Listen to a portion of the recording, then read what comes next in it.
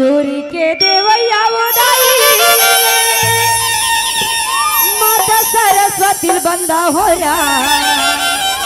और सकती देवैया हो रामा हमर भी लई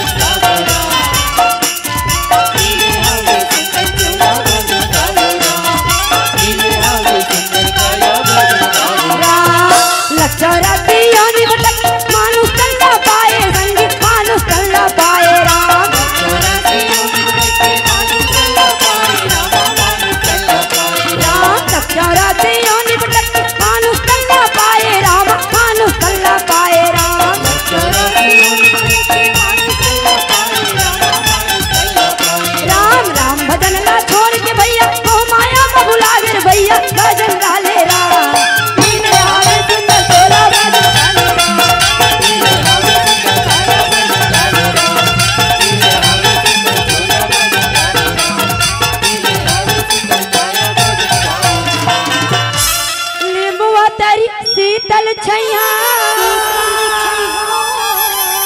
बैठी शीतला दाई हो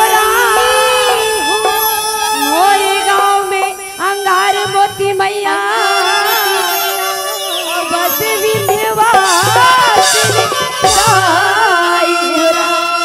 आई गिर जाके लाला तो लादी कैसे अज लंबोदर महाराजे हो बीच सभा में आके गजाना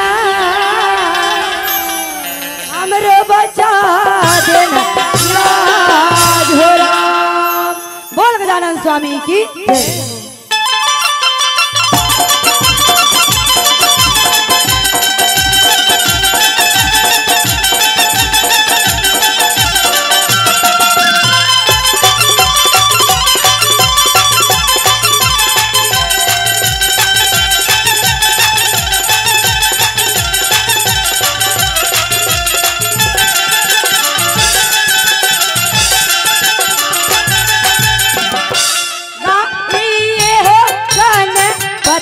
जग वंदन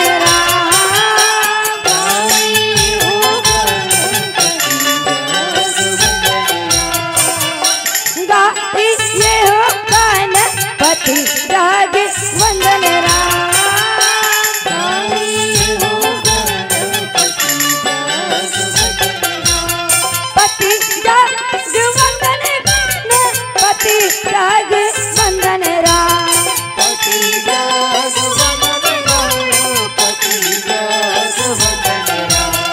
पति जग वंदन पति जग वंदन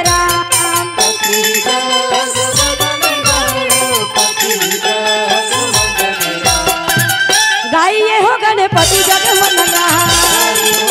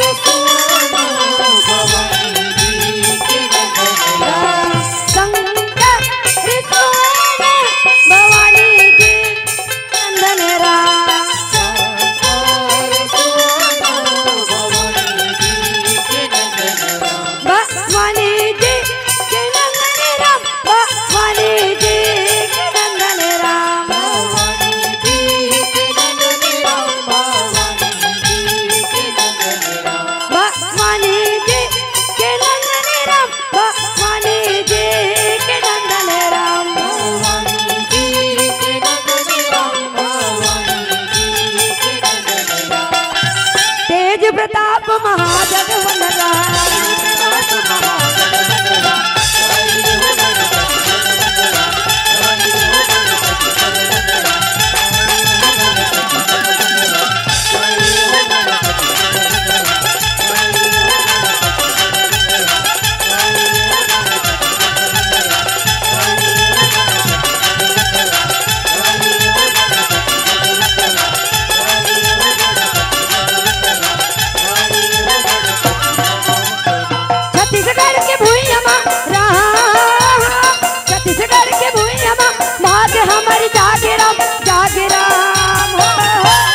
छत्तीसगढ़ लकैत दीदी दान के कटोरा राम छत्तीसगढ़ लकैत भैया दान के कटोरा राम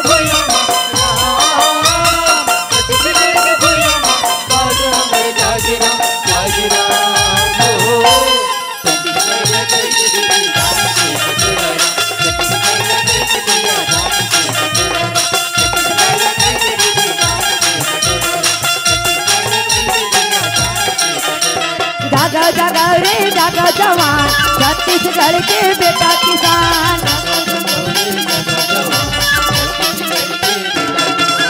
जागा जागा रे जागा जवान छत्तीसगढ़ के बेटा किसान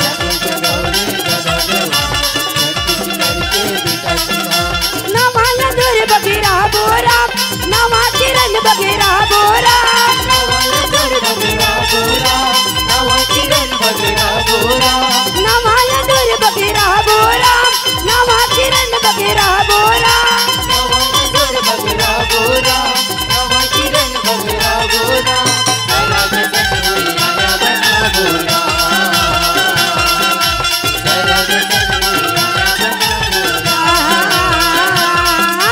पुगड़ी पुपुरा पुगड़ी पु पुगड़ी पुपुरा पुगड़ी पु पुगड़ी पुपुरा पुगड़ी पु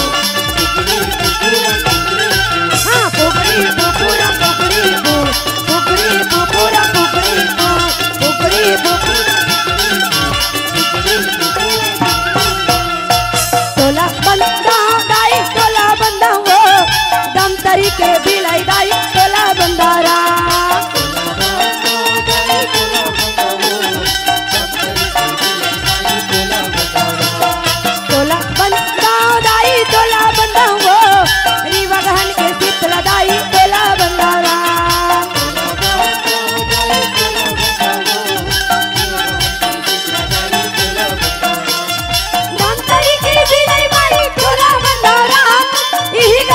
शीतला दाई तोला बंदारा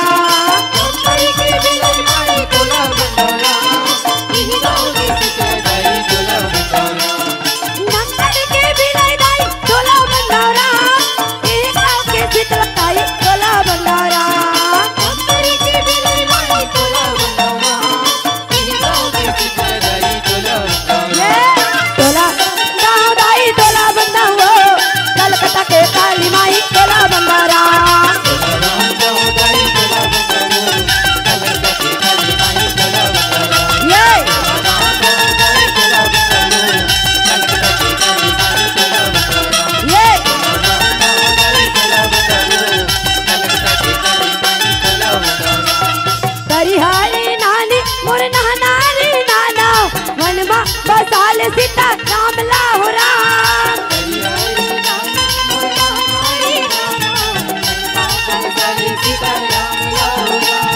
तरिहारी नानी मोर नहनारी नाना मनमा बसाल सिया राम लाहो राम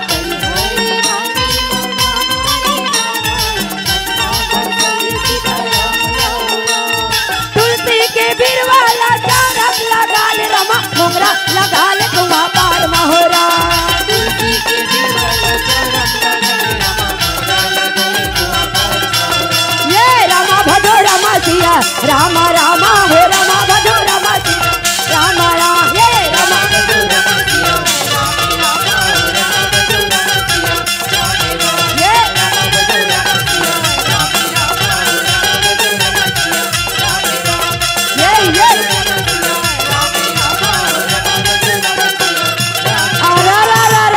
सिया ये चित्रकूट के घाट में रामा और भय संतन के भीड़ राम। अरे तुलसीदास चंदन घसे भैया तिलक लेवा थे रघुवीर राम।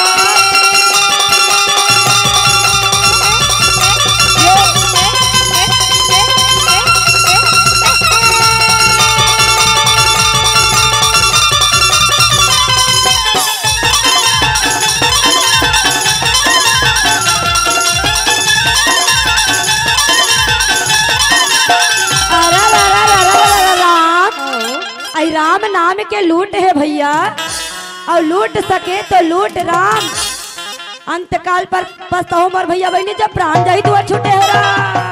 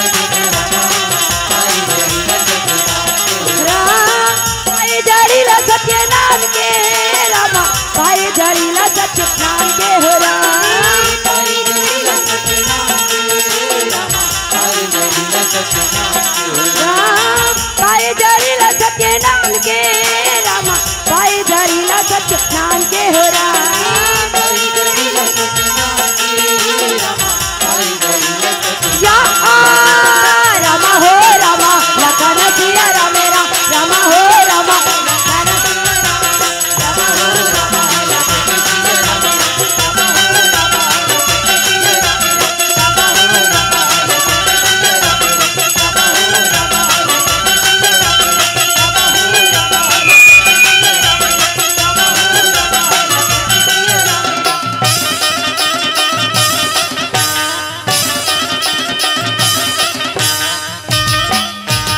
हरिओम हरिओम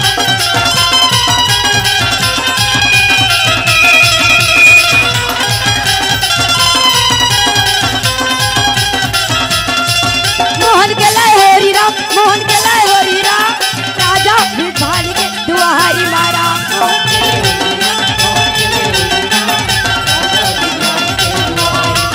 मोहन के लाए हरि राम मोहन के लाए हरि राम राजा भिखारी के दुआरी मारा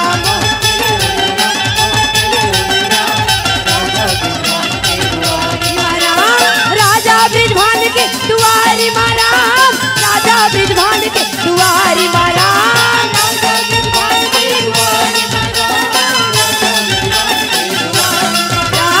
राजा ब्रिजभान के दुआरी मारा राजा ब्रिजभान के दुआरी मारा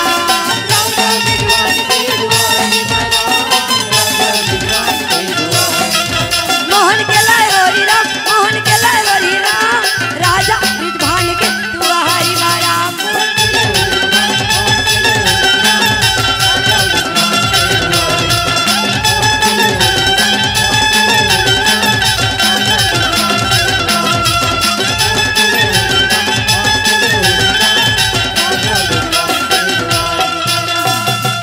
सुमरा हो गणेश देवला सुमरा शारदा माई हो राम सुमरा हो गणेश देवला सुमरा शारदा माई हो राम माई हो राम दाई लरा माई हो राम दाई लरा सुमरा हो गणेश देवला सुमरा शारदा माई हो राम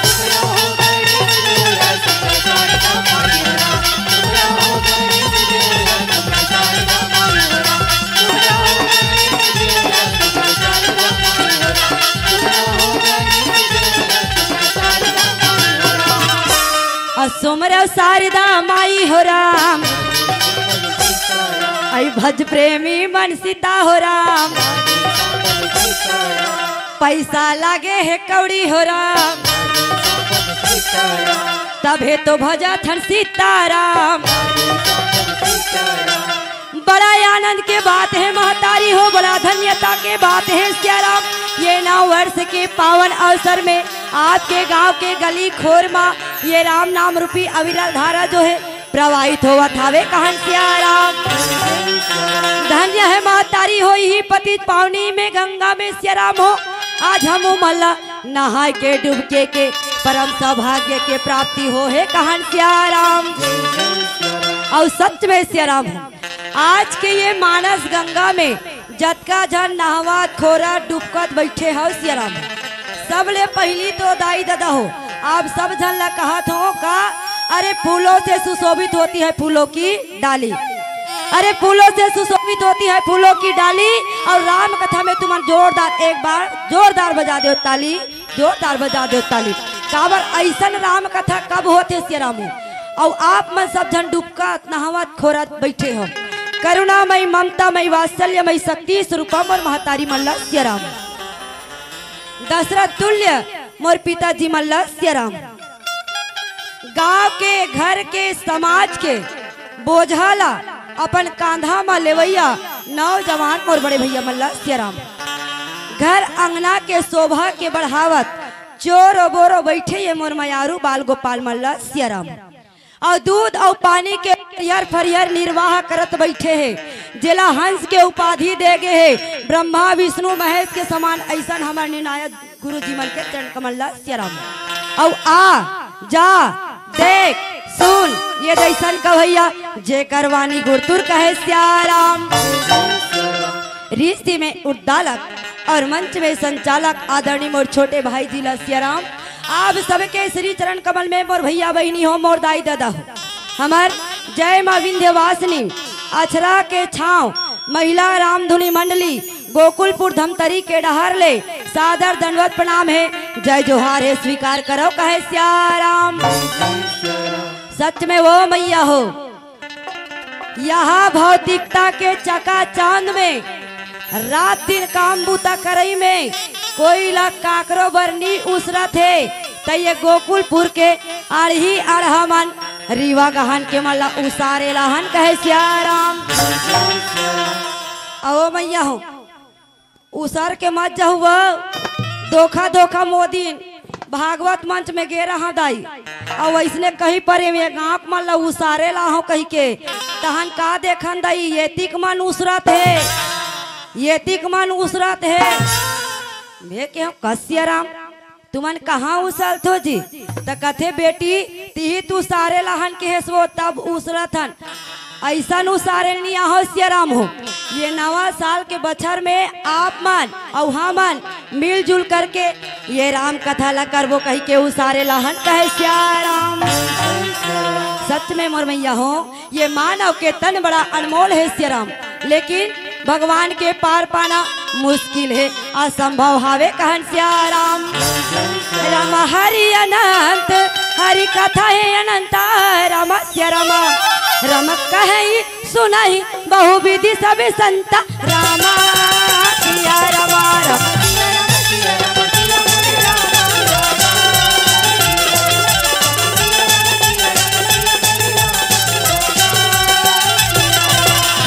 ये दे सियाराम भगवान के कथा जो है अथाह है वो अनंत है अपार है। 3 दिन हो गए मैया हो तीसरा दिन है का वो 1 2 3 तीसरा दिन नहीं तो तू मन हा 2 दिन ले राम कथा सुनात सुनात बैठे हो तो ये काटकन पार ला बांधे हो वो बांधे हो मैया हो बांधे हो बताओ न सियाराम हो। सच में वो दाई हो सबके पार है वो सबके पार खेत के मेड़ पार नाली पार कुआं पार दरिया पार नदिया पार हाथिक मन गाना गाते कौन दिशा में ले हाँ नदिया के पार है। ज्यादा हो गए ना मैया हो तो ये रीवा गहन के बैसाखिन घर के चौरा पार है कहन सियाराम। अतका या कन पार है दाई, अब राम जी के कोई पार है? आज तक के कोई बांधे है? वो अनंत पार है मैया हो। जे रामचरितमानस के लिखने वाला है तहु हमें लिखे होने की इस मैया हो।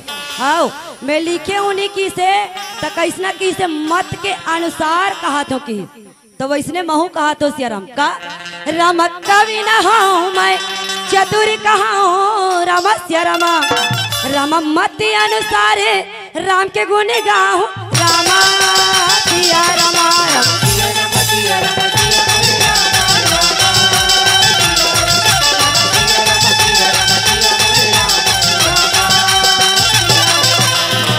ये देश सिया राम मैं हाँ संत न हो, ज्ञानी न हो, कवि न हो, मैं बता तो सिया राम मैं हाँ गोकुलपुर के कोचिया घर के बहू हरो कहे सियाराम।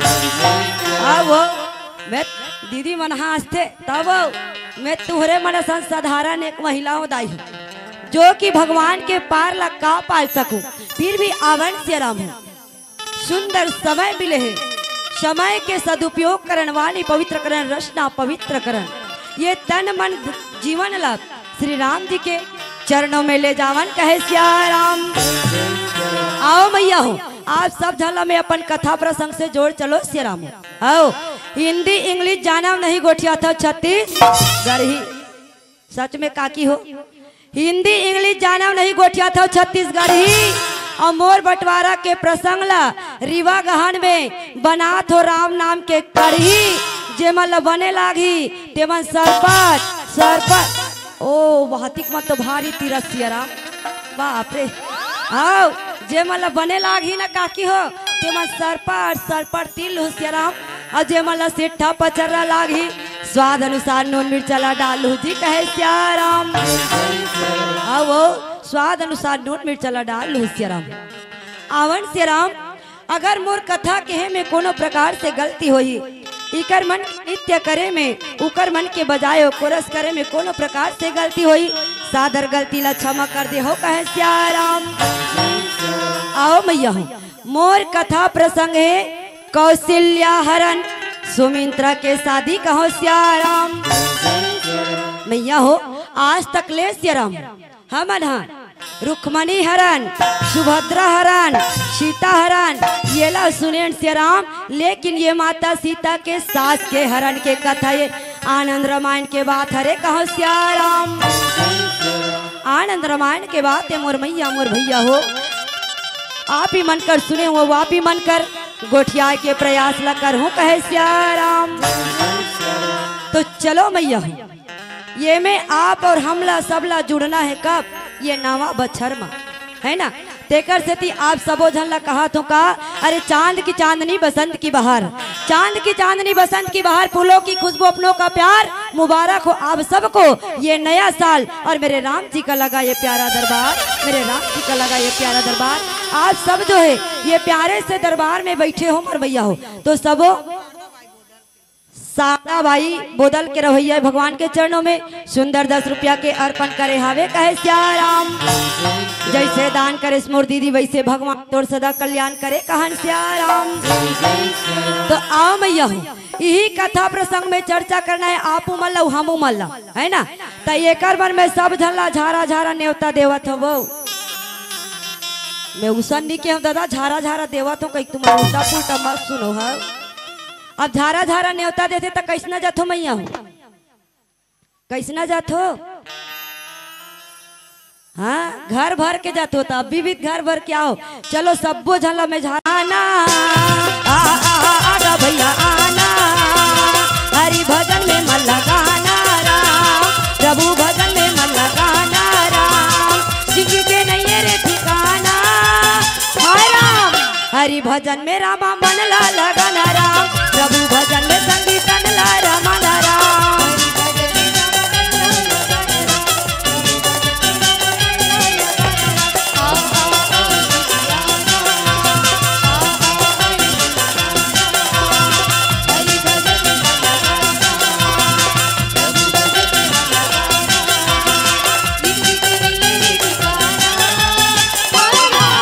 हरि भजन में संगीत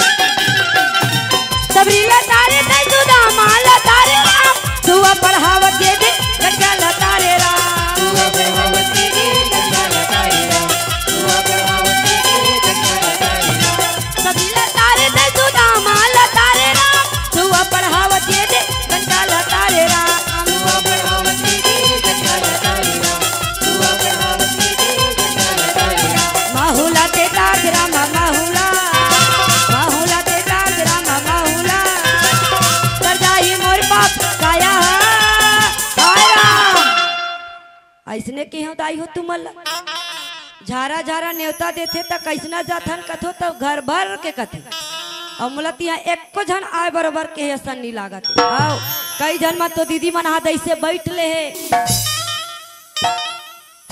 अब येती ओती जकर बकर देखा थे कई जन मन धीरे धीरे ऐसे बजावा थे पीछू डहार के मन तो पता नहीं दिन मान मच्छर भगावा थे और कई जन तो ऐसे ऐसे झूला थे का मन झूलना ला रहे हैं सिया रामू हो राम जी के दरबार में आके झूले नो है सिया रामू हो जे मन ऐसा सत्संग के छैया में आके झूलते ना वो अभी तो नहीं मतलब अगले जन्म में झूलन टेट का बनते सिया रामू आओ अब ये रीवा गहन के मोर भैया बहनी मन दाई दादा माना ठान ले कि तुम्हारा झूलन टेट का बनना है कि राम भजन करना है राम भजन ना हाँ राम नाम सार है बाकी सब आसार है और जेल इस राम नाम होकर जीवन के बेड़ा हाँ तब बेड़ा पार बना बार ऐसा सुंदर यज्ञ हुआ थे श्री राम हो तो आप सब जला कहा तो का हरि भजन में दीदी मन ला लगा राम प्रभु भजन में संगीतन ला लगा राम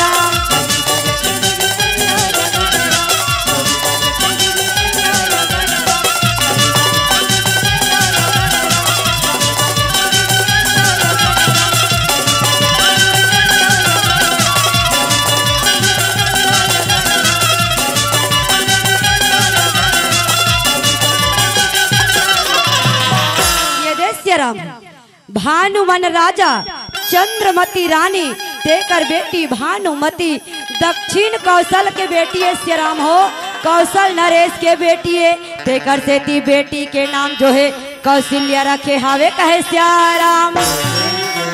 अब ये कौशल्या जो है मोर मैया हमारे छत्तीसगढ़ के बेटी है श्री राम और छत्तीसगढ़ सन में जे रिश्ता रहते बोला मयारू कहे जाते कहे श्री राम हाँ ओला मयारू कहे जाते मोर मैया हो तो ये हमार मयारू बेटी के हरण के कथा ये कौन करते काबर करते कैसे करते ये 3 ठन प्रश्न है श्री राम जब तक के प्रश्न नहीं रहा तब तक के आंसर नहीं मिले मोर महतारी।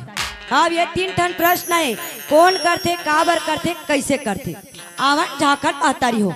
एक समय के बात है श्री राम भगवान शंकर माता पार्वती कैलाश में सुंदर विराजमान हावे कहे श्री राम। माता पार्वती तेन भोलेनाथ कर जाके कथे आई आई आई आई ये भोला कतका दिन हो गए कहा थो में तोला आई एक ठन बात है स्वामी मान जाते बोला कहे श्री राम।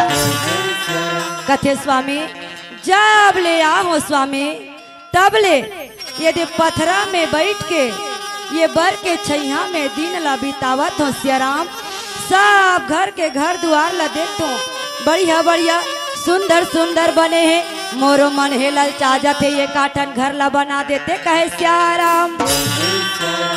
भगवान शंकर है तेन कथे देवी ये घर द्वार के चक्कर में मत पड़ श्री राम काबर ये घर द्वार जो है माया मोह के डेरा है तब ले आज माता पार्वती कथे भोला आज ले तोर घर में आ हूँ न श्री राम कहीं चला नहीं मांगे हूँ आज तोला कहा तो का नाक भर ले दे कान भर ले दे आउ ले दे गोड़ भर आओ नाक भर ले दे कान भर ले दे आउ ले दे गोड़ भर ये काठन घर बना दे भोला तब तो रहूं तोर भर नी डिवोर्स दे दूं तलाक दे दूं छोड़ छाड़ के चल दूं कहे श्री राम। माता पार्वती निवेदन करते श्री राम लेकिन भोलेनाथ तेन समझाते देवी मत पड़िए माया मोह के चक्कर में ये माया मोह के घेरा में मता हमन मस्ता आनंद के जगह में हन और सुंदर सा राम भजन करते दिन व्यतीत करत हन कहे श्री राम। लेकिन माता पार्वती है आज जिद कर दी श्री राम और जिद के मारे आज भोलेनाथ के चरणों में निवेदन करत है कहे श्री राम। राम सिया राम राम सिया राम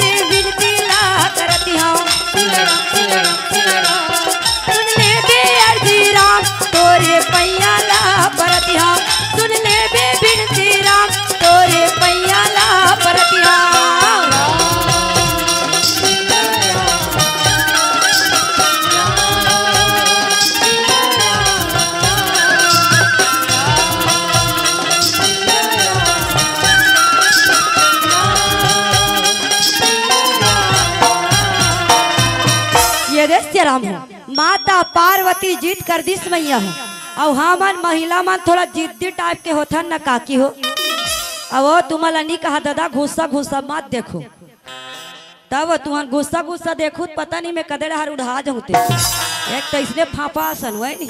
अब वो तुम्हारा नहीं कहा तो सिया राम हमार गोकुलपुर के मल्ला कहा औ महिला मन जिद्दी टाइप के तीन हट होते नहीं सिया राम हो, तीन हट राजहट बालहट त्रियाहट तीन हट होते मैया हो। आज देवता रहारे लागते सिया राम हो।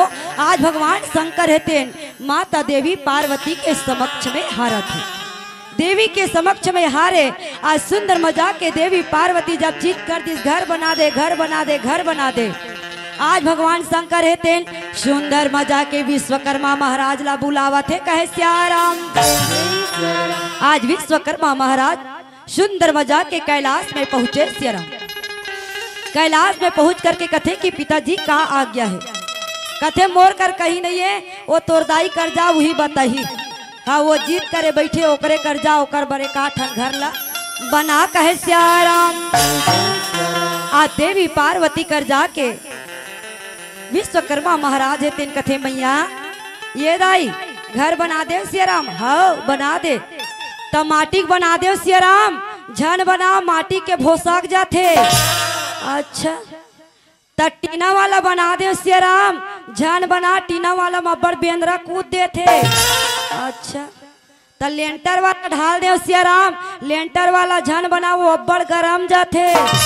अच्छा चांदी बना दे सियाराम, चांदी के झन बना वो अब्बड़ करिया जाते। अच्छा तो सोनक बना दो, आओ सोनक बना दो कि सियाराम।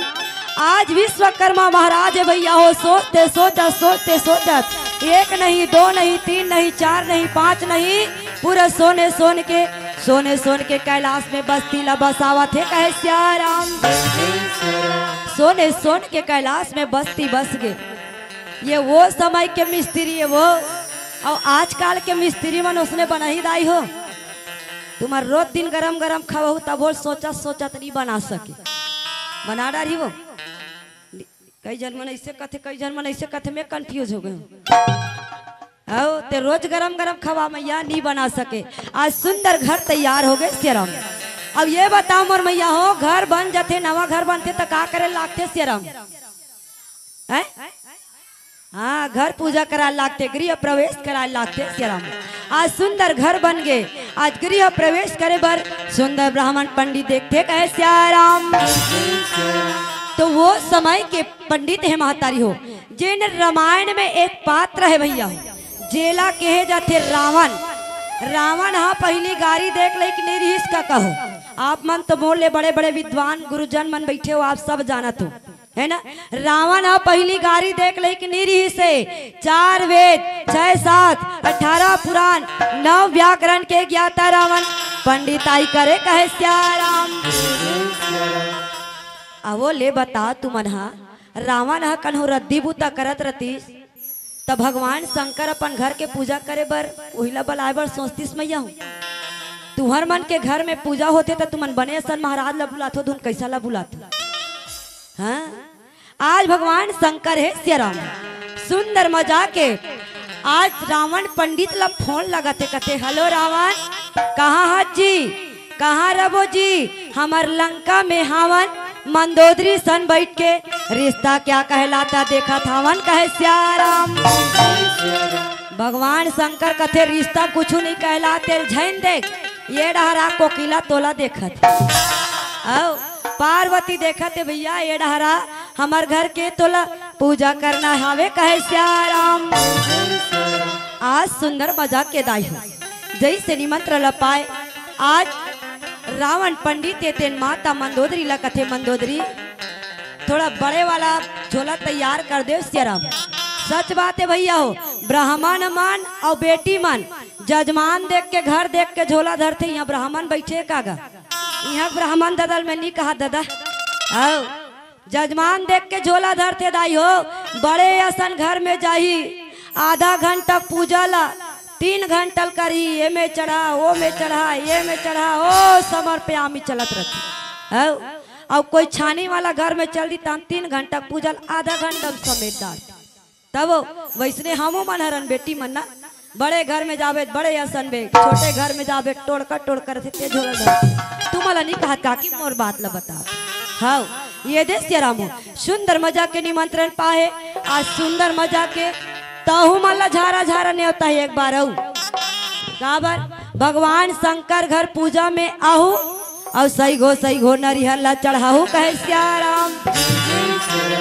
दीदी मन हंसते तो कैसे आधा चढ़ाबो तमें आधा वाला नोहरो ना दीदी हो। अब बता तो एक दिन के बाद राम दुनिम गे रहे हो दाई मस्त ऐसे थारी ला धर के आवत है ऐसे भगवान कर सुंदर मजा के पूजन अर्चन वंदन करिस मैया फूल दूबी ला चढ़ाई से और अगरबत्ती जलई तेला लान के मोरा शोक भाई कान में खोद आओ और नारियल चढ़ात रहा है तो वो करियल और गोरियल का कहत रहा ब्लैक एंड व्हाइट दोनों भैया ला राम लक्ष्मण ला वो भगवान ये में के पानी है तोरे और गुदा मोरे कही के भगवान ला रिश्वत देत रहा है कहे क्या राम। कई जगह उसने करते दनाक ले नरियल ला कचार देते पानी भगवान ऊपर से छीट देते खोट के नान मुँह चढ़ा दी तन बाकी अंदर करते नहीं तू मंदी करो।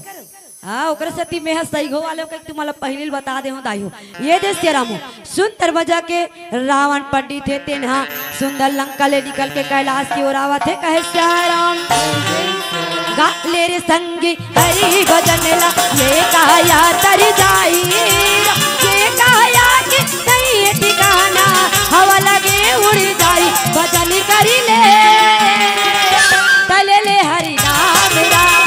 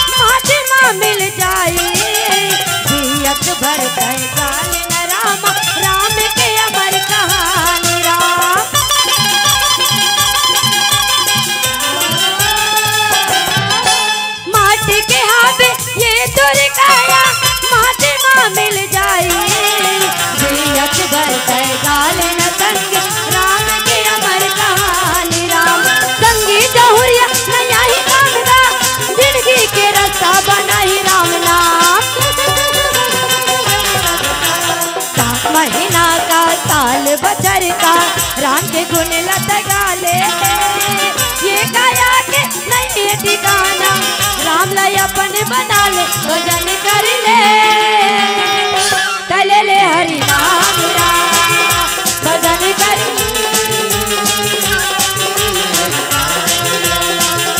भजन कर ले तले ले हरि नाम राम भजन कर ले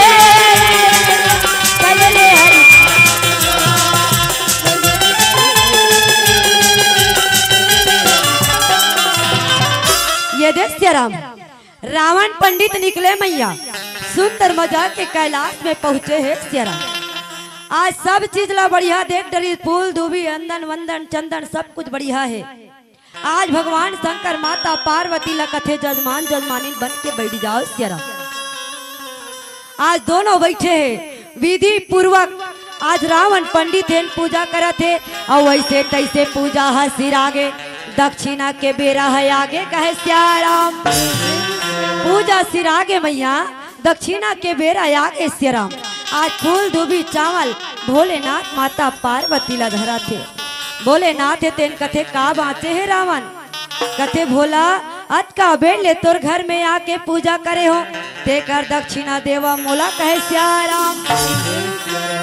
आज सुंदर मजाक के दाई हो भोलेनाथ जी महाराज है तेरे कथे दुनिया के मन मोला अवघर दानी कथे दयालु कथे देवैया कथे तोला का चाहे मन चाह मांग ले दक्षिणा कहे सियाराम। सही बात है वो भगवान शंकर दयालु है ना दाई हो।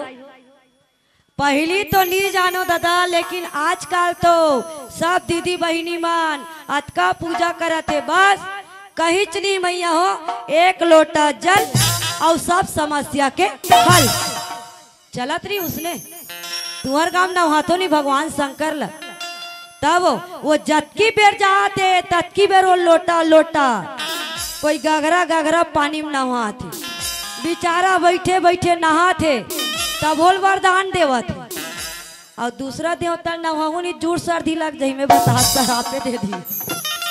ये भगवान शंकर दाई हो जे है ओकर हर नाम में कल्याण छुपे है। शंकर में शक्कर नहीं के हो दीदी मन चाय बना लेते काया कठी लेते शंकर के हो दाई शंकर हो सा यानी सब कर मतलब कल्याण करने वाला सबके कल्याण करने वाला शंकर भगवान जे सबला शंकर के चलने वाला तब भगवान शंकर है भोला है वो भोला आओ अब भोला है भोला बेर भोला है दाई हो और बिफर जाते नहीं तब कौन हो नहीं मना सके भोला कहे सियाराम। तांडव नाच नाच ही नहीं पूरा हम सब जन पल्ला भाग जब आज सुंदर मजाक के रावण पंडित दिन कते भोला तोर घर में आके पूजा करे हो तेकर दक्षिणा में शंभो सोना के महला देवा मोला कहे सियाराम। सबो जतका घर द्वार बने रही दाई तलकला भोलेनाथ जी महाराज कथे दे तोला माता पार्वती के एड़ी के रिश्तरवा चढ़ा थे कथे बोला एक सेठी दुनिया के मन तोला भोला कथे भोला बात ला बताओ ना अभी। अब एक बार गुर्री आज पंडित ब्राह्मण ला देखते कथे हत्रे पंडित हत्रे ब्राह्मण अरे जेने घर के पूजा करे तेने ला मांग डरे सियाराम। सच बात है वो बताओ तो एको जन यहाँ पार्वती बैठे हो नहीं बैठे हाँ बैठे है ना तो ओ भौजी पार्वती तुमन पूछो तो उकर घर बनही और घर बना रही तब पूजा करे बर कोई पंडित आ रही त शंकर भैया हा घर ला सबोला ब्राह्मण ला दक्षिणा में दे दी तब वो भौजी चुप पे बैठे रही वो है बाहरिक मुठियाल दारी और पंडितेल भगा जाही जा जा जा तोरा सन हजार पंडित कहते लेकिन देवी माता पार्वती मर्यादा में बैठे से राम कुछ नहीं की फिर फूल डूबी चावल धरा दी। अब कथे का बाचे है अब कथे मोला भूर्सी दक्षिणा दे कथे रावण दक्षिणा ते मन चाह मांगे से राम भूर्सी दक्षिणा घलो मन चाह मांग ले। आज रावण पंडित है मैया हो नजर फेर फेर के देखा थे अच्छा बढ़िया सुंदर सोना के महल है तो ये में रखे लाइक औ का है एती ओती चारों को तीला देखा थे नजर जो है देवी पार्वती ऊपर पड़ा थे कहे सियाराम। देवी पार्वती ऊपर पड़ के कथे भोला भूर्सी दक्षिणा में पार्वती ला देवा मोला कहे सियाराम। देवी पार्वती ला दे दिस मैया मैं निवेदन कर दूं मोर मैया मोर भैया बहनी हूँ काबर रावण जो है भगवान शंकर ला माता पार्वती ला गुरु माता पिता माने भैया हो गुरु माता पिता माने और हमार गुरु माता पिता हमला अगर कहे मांग बेटा मांग तो चेला ला बेटा ला सोच के समझ के भवेक लइकला मांग लेना चाहिए कहे सियाराम।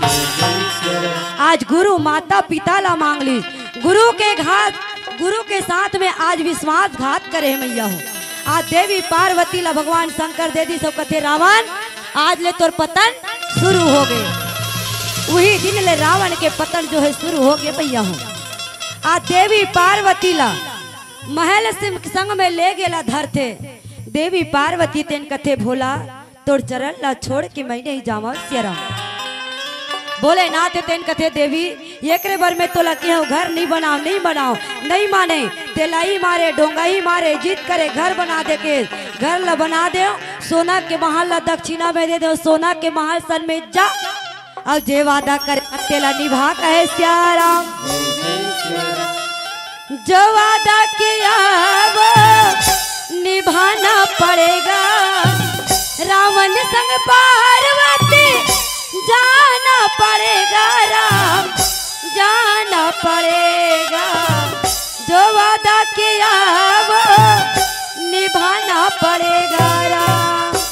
देवी ये वादा करे तेरे निभाना, सोना के महल तन में जा। देवी पार्वती निवेदन करते भोला ऐसने कर बे कहीं के जाने रहते तो मैं नहीं मांगे रहते हो तोला। आ देवी पार्वती ते भोलेनाथ लगते भोला तू बेवफा है जो मैं जान जाती, तुझसे कभी भी घर ना बनाती। ओ पिया पिया ये तूने क्या किया कथे भोला, मैं जाने रहते तो घर बनाए ला नहीं कह रहते हो तोला। आज देवी मैया पार्वती ला महल सर में लेते श्री राम।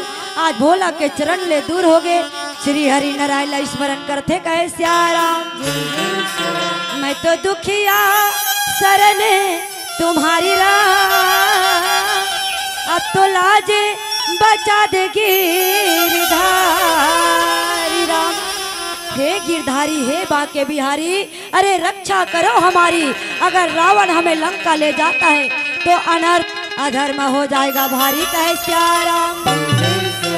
गौ के चरैया तोला बंदा हो रामा, बंसी के बजैया तोला सुमरा हो रामा।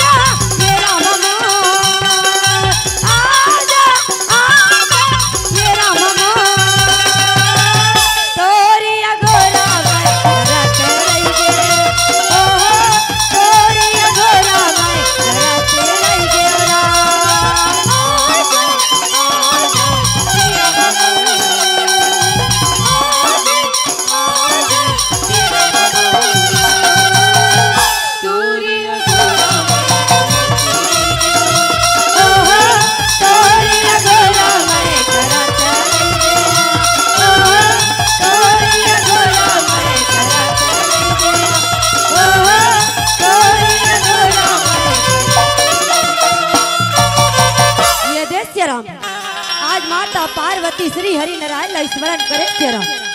आज भगवान विष्णु है ते नारद जी महाराज लगता बोलते कि नारद जी जा करके देवी पार्वती के रक्षा ला करो कहे श्याराम। आज हरि गुण गावत वीणा बजावत नारद जी महाराज जिन है रावण के समक्ष में पहुंचे भैया। आज रावण कर जाके कथे ये रावण का बातें का बात बड़ा आनंद मुचुर मुचुर मुस्कावा था कहे श्याराम। रावण है तेन कथे नारद आज तक ले कोई नहीं पाए हुई तत्का मैं पाहु श्याराम का पाए। दक्षिणा में जम्मो सोना के महल अभूर सी दक्षिणा में देवी पार्वती ला। नारद जी महाराज है तेन कथे तार झूठा लबारी मार था काबर सोना के महल दे कबे तब मान जाऊं पतिया जाऊं, लेकिन देवी पार्वती ला देह कबे तनी मानव नी पतिया वो कहे श्याराम।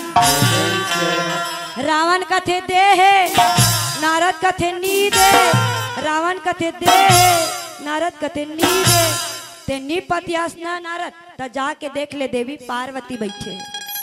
नारद जी महाराज है तेन कथे रावण जाए के जरूरत नहीं है, दे बर दे होई असली ला नी दे होई नकली ला दे होई डुप्लीकेट ला कहे श्याराम। आज रावण संग में नारद जी महाराज भिड़े हैं मैया, युक्ति ऊपर युक्ति जमावा थे। दोनों के बात ला महल में बैठे देवी पार्वती सुना थे कथे रावण दे बर दे होई असली नहीं होई नकली ला दे होई तका भोलेनाथ घर दूजन पार्वती है श्याराम। कहते वो अवघड़ दानी है, ओला बनावा देरी नहीं है, बना के तोला नकलीला दे हो ही कहे सियाराम। आज रावण है तेन कहते अच्छा नारद ये बता असली और नकली के पहचान का है कहे सियाराम। असली पार्वती हो ही रावण, महर महर महर महर मम हाथ हो ही सियाराम, और नकली हो ही नाकनी दे जायत का बसावत हो ही कहे सियाराम। आज योग माया जो है मैया आज दोनों के बात ल सुने, अपन योग शक्ति से अपन शरीर ले अटका दुर्गुण निकाला थे। अब ये डहर रावण के मन रवित हो गए, लटर पटर सटर पटर जाते, जाके दरवाजा ला खोलते, देखते तो भक ले बसाते, अरे अटका बढ़िया सुंदर सोना के महल, ते में ये बस सोना लबे लेके का करूं, चल उतर चल उतर चल उतर। देवी पार्वती ला उतार दी सियाराम। देवी पार्वती अपन भोला के चरण में चल दी भैया। अब ये सोना के महल ला उठा के ले जाके लंका में स्थापित करी, वही दिन ले सोना के लंका बने हावे कहे सियाराम। सोन के लंका बन के रावण है तेन सब ला जीता थे, और आनंद के साथ में आज जीवन यापन करत है कहे सियाराम। गाले राम के भजन ला संग वारी राम, तोरे जिंदगी सवारी राम।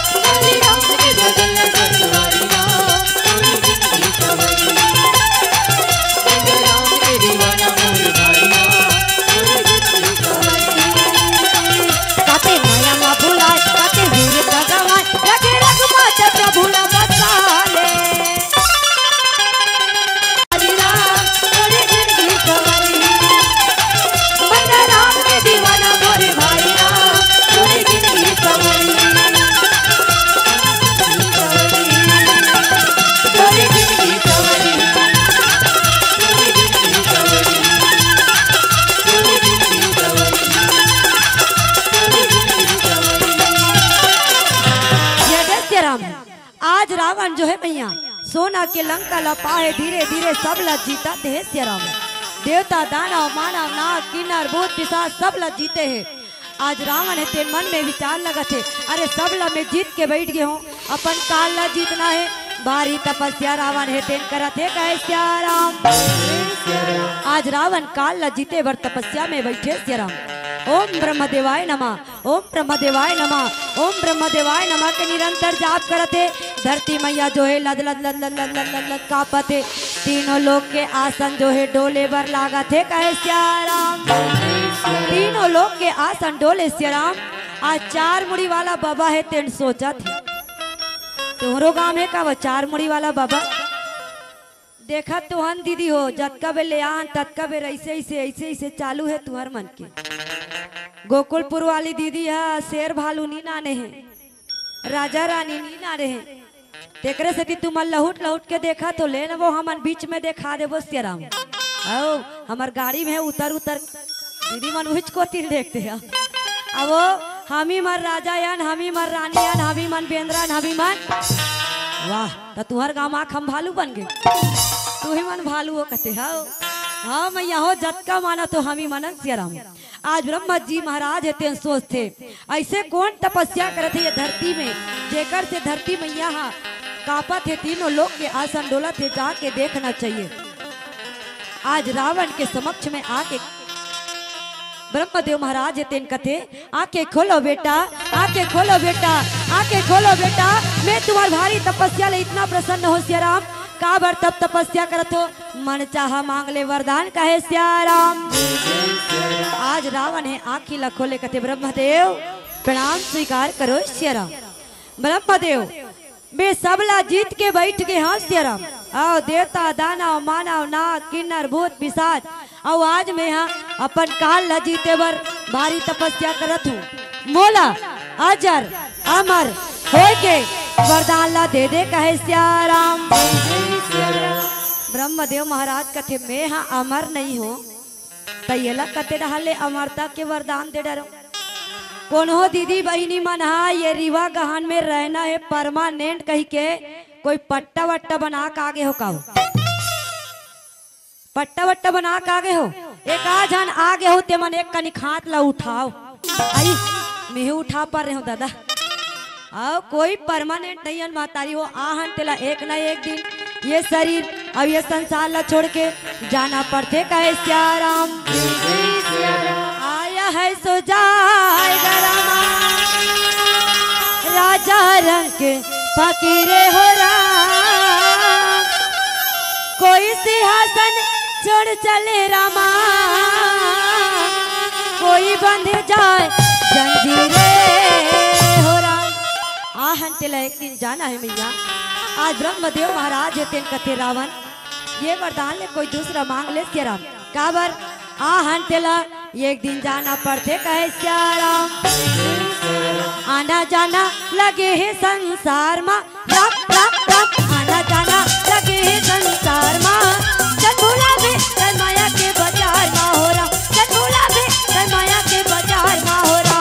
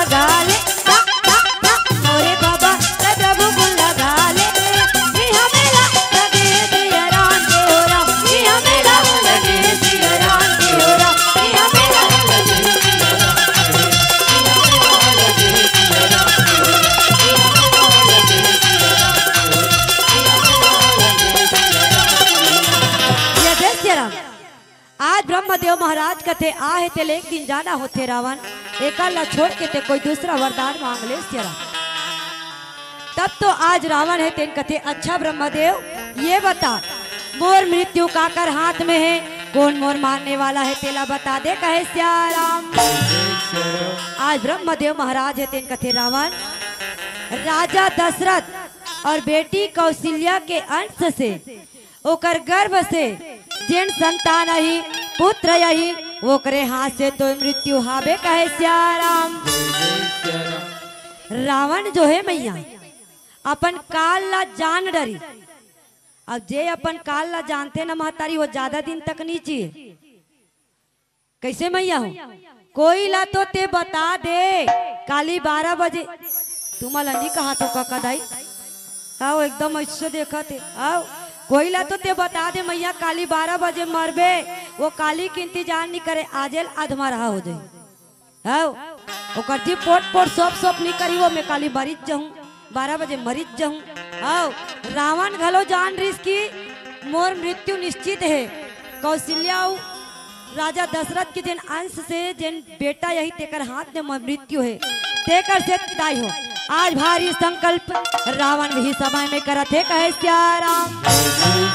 कहते अगर दशरथ और कौशल्या का मिलन ही ना हो विवाह ही ना हो तो पुत्र कहाँ से आएगा और पुत्र ही ना हो तो मेरा मृत्यु निश्चित नहीं है ना रहेगी बात ना बजेगी बांसुरी कहे सियाराम।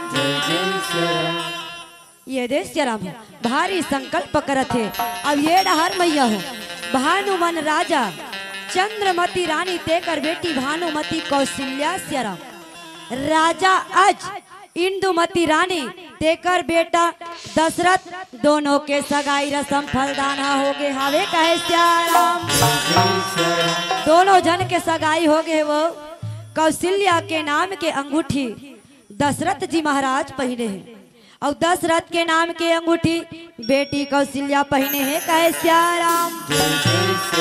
हो गए का मैया हो फलदान है वो तुमन तो रहो का वो बेखत ये ले नारियर गुड़ खोल खा ले अब नहीं रहन कथले तो भला आओ दोनों जन के सगाई रस्म फलदान हो गए श्याराम। आज दोनों परिवार में सोचते अरे अक्का दिन ले फलदान हो गए सगाई हो गए अब शादी ला मढ़ाना चाहिए। शादी ला मढ़ाए बड़ सुंदर लगन पत्रिका बंधावा थे कहे श्याराम। हाँ भैया हो सुंदर लगन पत्रिका बंधा थे और पंडित मन सुंदर लगन बांधते कथे का सुख शनिचर मंगलवार और पड़ी बुधवार के अयोध्या ले छत्तीसगढ़ कौशलपुरी में यही बारात कहे श्याराम। ये दे भैया हो सुंदर लगन पत्रिका बंधा गए कारण है छपा गए अब सब जला येती वोती घूम घूम के सब न्योता देवा थे श्याराम। देश विदेश सब जगह ला देवा थे। अब ये तीन जन मोर भैया मन खड़े तेल देखा तो ना ये दे देखा तो नहीं दाई हो राजू ये अशोक और ये विक्की ये मन तीनों जन अपन मोटरसाइकिल ला धरे है और घूम घूम के दुरिया ला न्योता देते मैया। अब ये तीन जन नोनी मन खड़े देखा तो ना ये दे कहाँ के एक जन वहां दे हो दिक्कत नहीं दाई हो। हाँ ये प्रियंका ये जमुना और ये पुष्पा झुकेगा उसन वाला नो है कहा भाई उसन वाला नो है कहा दाई। हाँ ये मन अपन साइकिल ला धरे है और घूम के रीवा गहान में सबला कारण देवा थे कहे श्याराम। ला ला ला ला ला ला ला ला ला ला ला ला ला ला ला राम भज राम सिया राम सिया राम भज राम सिया राम भज राम राम भज राम सिया राम सिया राम भज राम सिया राम तुलसी के मानस गंगा डुबकी लगा ले रे हंसा तुलसी के मानस गंगा डुबकी लगा ले रे हंसा तुलसी के मानस गंगा डुबकी लगा ले रे हंसा नहीं ते पाछू बल पछता दे मोर भैया रामा रामे भजन गुण गाले मोर दीदी रामा रामे भजन गुण गाले। ला ला ला ला ला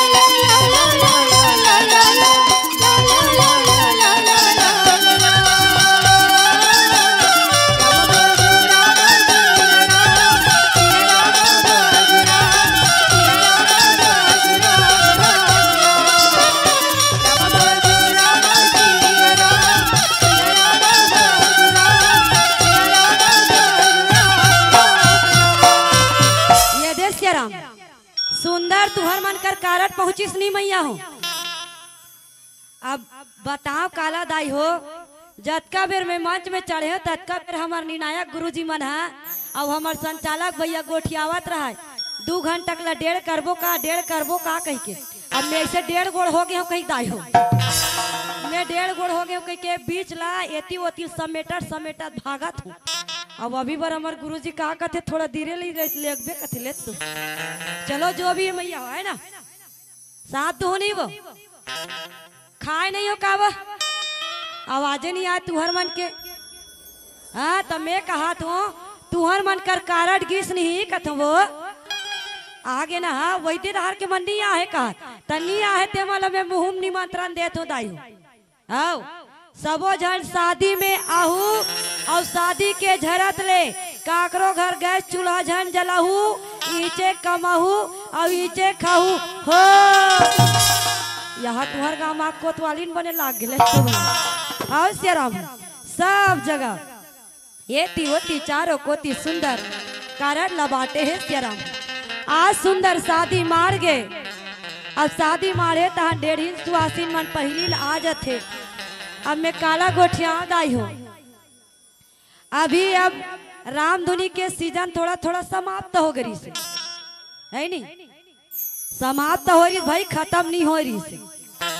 आओ कई जगह उसने कही देते भैया हो रामायण खत्म हो गए, भागवत खत्म हो गए, अब तुम अलग काला बताओ मोर दाई हो। आओ एक दिन हमरे डोकरी दाई सन में गोठिया पर वो आओ हेलो दादी कहाँ हंस वो का करत है पाँव पर लगी करके कथे बेटी अब वो है भागवत होत रीते समाप्त हो गए कति तत्व भागवत खत्म हो गए। इसे की दाई मैं मोबाइल ला फटक दे आवाज के अलहर कलहर के रोवत हो काबर मोर काका का नाम भागवत है। तो मैं मोर काका हो ऊपर चल दी रोवत हो मनमाने रोवत हो मोबाइल ला फेंक दे। दूसरा मोबाइल में हमार दादी फिर फोन लगा का कथे कहाँ है गा नोनी है कथे तो रोवत है काबर रोवत ही भागवत ला मर गए के तब कहते ओसन नो है बाबू हमार गांव भागवत होत रीते है सिराग है कहते उसने पहली नहीं बताती दाई हो तब ओकरे सती कहा थे वो सब देखे अनंत हो जाते भैया। तो ये नोनी माला काला बतावे रामधुनी सीजन उर्किस नहीं अब तो ते रामायण में जावे तो हमार पर्रा बिजनल का करबो कही के सब टोट टुरा फेंक दी। ते रामायण में जावे तो हमन का करबो कही के मन टोट टुरा फेंक दी पर्रा वाला। अब ओकर मन के समझ में आ गए अब ये मन हदाई अपन सब लाते हम मन अभी नहीं जाना है कि लोहा टिपम बेच दी।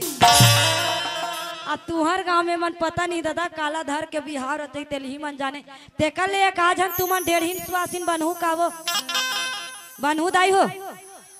आओ ओ बेंजो बजाते देखा तो नहीं बेंजो मास्टर ला ओ मोर छोटे भाई है जी हाँ गीत यहाँ 1.5 सुहासिन मला 1000 वाला साड़ी बांटी दाई हो। आओ साड़ी का नाम झमाझम कदे करो कर बेग मारे हुई देखो भीम धरे रहते बिकट बांटे है दाई तुहरो गांव जे 1.5 सुहासिन रहू नी ते मला वो दी राम ये दे भैया हो सुंदर मजा के 1.5 सुहासिन है ते मन दोनों डहर रसम ला निभावत है कहे सियाराम।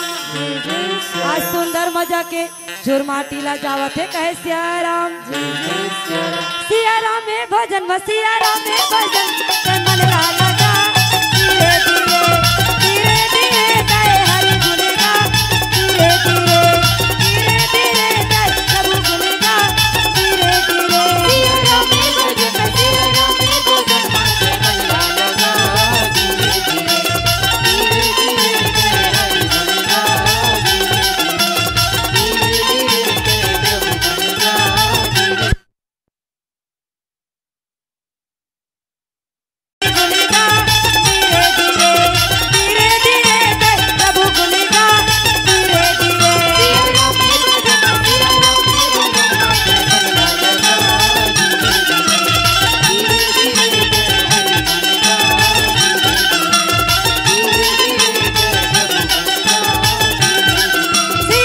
में भजन सियाराम में भजन मन ला लगा धीरे धीरे धीरे धीरे गए हरि गुनेगा धीरे धीरे धीरे प्रभु गुनेगा धीरे धीरे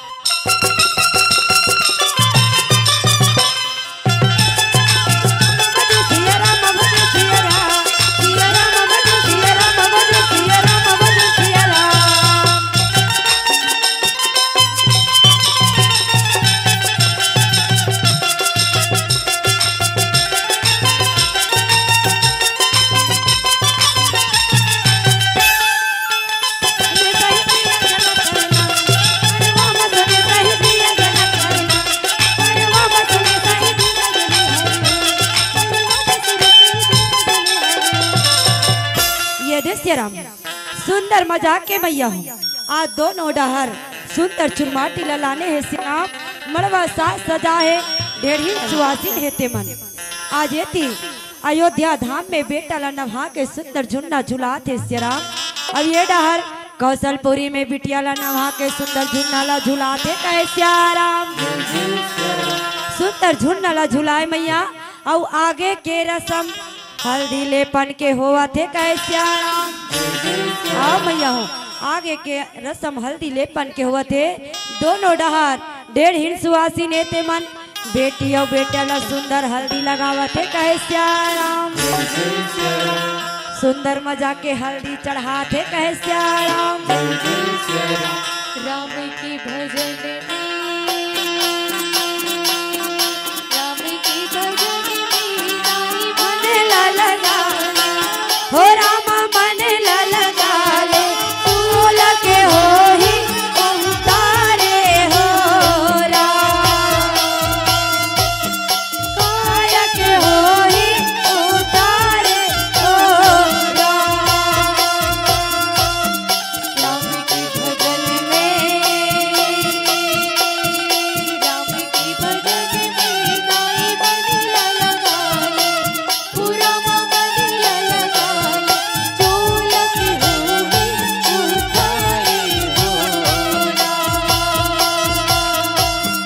काया की होगी उतारे हो राम। तन की रहत ले रहत ले हमारे गुण गाले पूरा महर गुण गाले फूल की हो ही उतारे हो राम। काया की होगी उतारे हो राम। तन के रहत ले तन की रहत ले महर गुण गाले पूरा महर गुण गाले चोल के होगी उतारे हो राम। पाया के हो ही उतारे हो राम। चोल की होगी उतारे हो राम। काया की होगी उतारे हो राम। तुहर मन घर शादी कारड गे नहीं तो कैसे एको जन हल्दी चढ़ाई नहीं आहो चिकर धराई नहीं आहो त सीधा एक तो मैं जतका बेर आ हूँ ततका बेर हमार आयोजक समिति के सब्बो भैया मन है चाय पिया ले गई त का कहत इस बताओ कि इस बहिनी हमार गांव शादी करबे ना तो हमार यहाँ दूसरा गांव में अटकी बड़बड़ बना रहे थे लाड़ू ला बना रहे थे नहीं दाई आओ और हमार गांव शादी करबे तो अटका बड़बड़ है किस लाड़ू तो अटका बड़बड़ लाड़ू पाने तिहा दीदी मन ढेर यहाँ बैठे शादी घर इसने गुमसुम रहे वो चुपचाप तो तुमन कैसे एकदम साइलेंट में बैठ गए ये दे मैया हो सुंदर मजाक के हल्दी लेपन करे है और आगे के रसम मड़वा नाचे के रथे कहे श्याराम। अब पहली बात बात हो पहली डोकरी दाई डोकरा बाबा मन मड़वा नाचे तो बढ़िया सुंदर झूल झूल के नाचे। हाँ बढ़िया सुंदर झूल झूल के नाचे दाई हो और कैसे नाचे कहन श्याराम। राम धारे धनुष लक्ष्मण धारे धारे धनुष लक्ष्मण धारे बाण सीता माई के खोजत पर गरमा निकल गए हनुमान रा मारे मारा।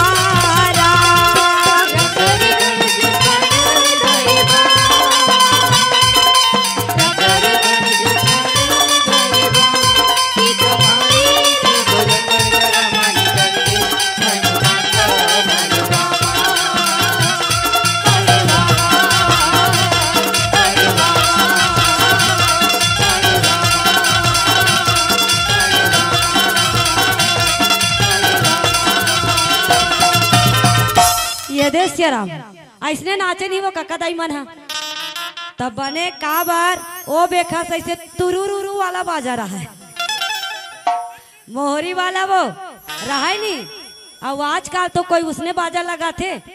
आज तो जीकर घर देखबे तीकर घर का बाजा है। तुम्हारे घर शादी में का बाजा है? बैंड बाजा, बैंड बाजा। तब बैंड मतलब का होते? टेढ़गा नहीं होते तो नहीं हो बताओ तो कहीं कुछ टेढ़गा उजार देता नहीं कहते वो बैंड हो गए है कहीं के। तब बाजाज के नाम है बैंड।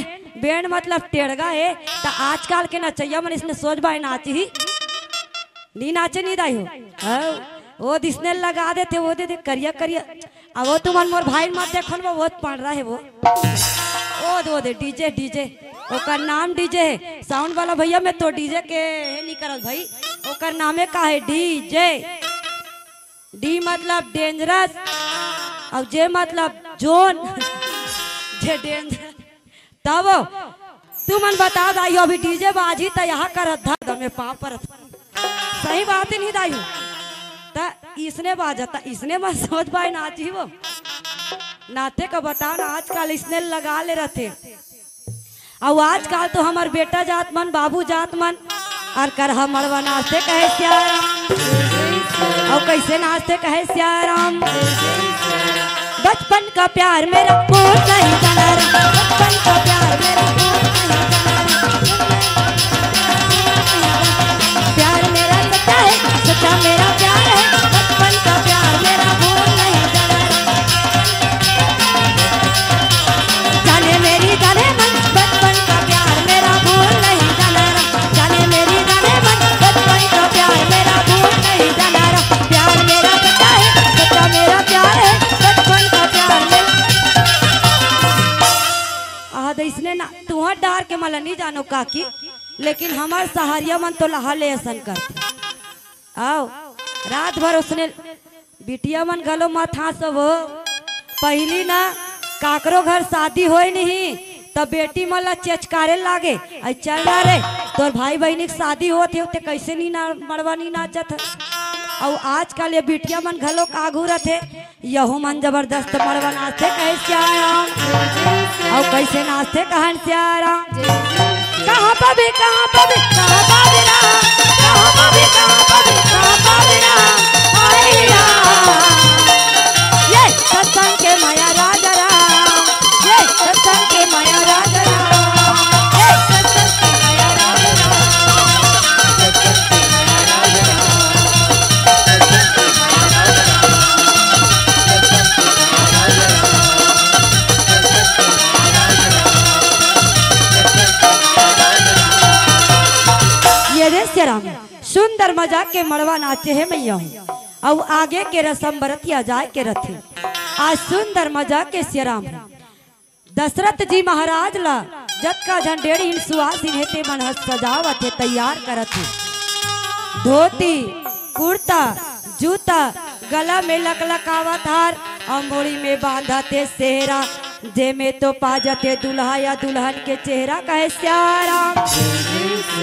हाँ वो पहली ऐसे सेहरा बांधे ऐसे सेहरा ते में दुल्हा दुल्हन के चेहरा तो पाए रहा है।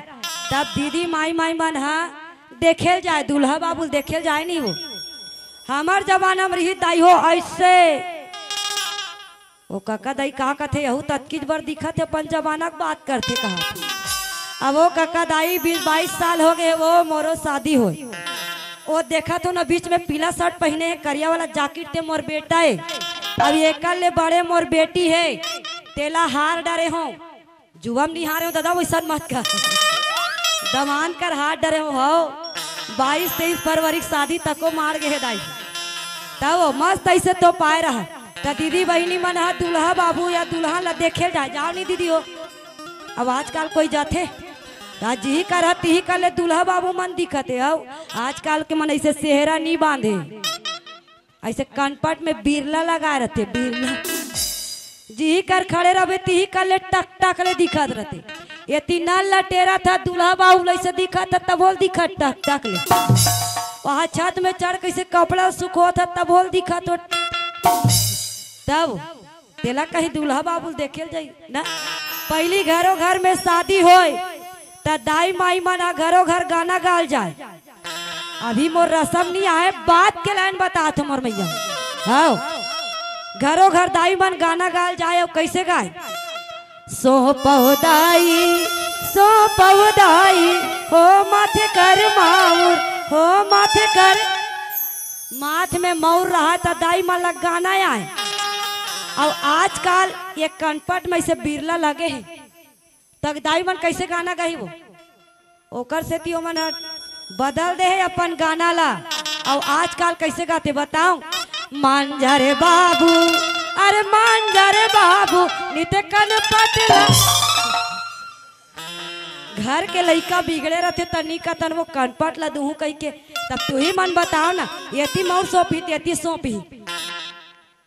अब हमला का करना है महतारी हो आजकल समझावे तो हमरे लइका मन नहीं माने है नहीं मोरे लइका मन नहीं माने काबर एवो आजकल मॉडल जमाना है कथे तो आजकल मॉडल जमाना है दादा तो वो मन मौर ला चाहे अपन माथ में पहने चाहे चेथी में पहने चाहे कनपट में पहने उकर माथ उकर मौर है नहीं।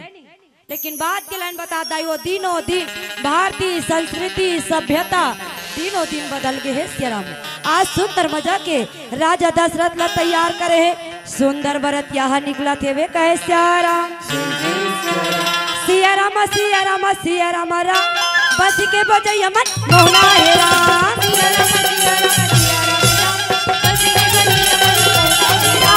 सियाराम सियाराम सियाराम राम गौवा के चरैया दिल गोदना है राम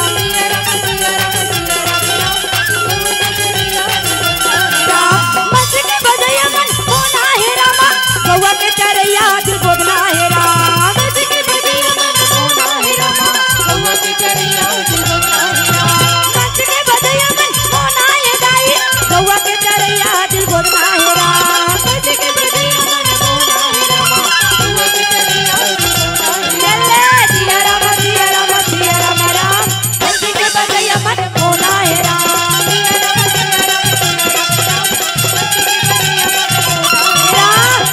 समय के मोरे फेरा आवे रामा सुंदर बाराती निकलत हावे राम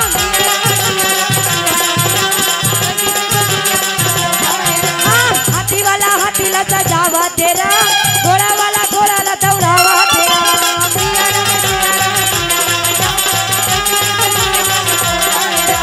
पैदल वाले पैदल जावत हावे रामा ऐसन बारातिया निकलत हावे राम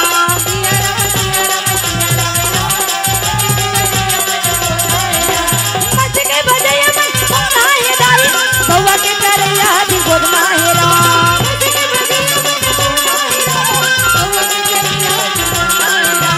बस के बजैया मन मोहना है राम गौवा के चरैया दिल गोदना है राम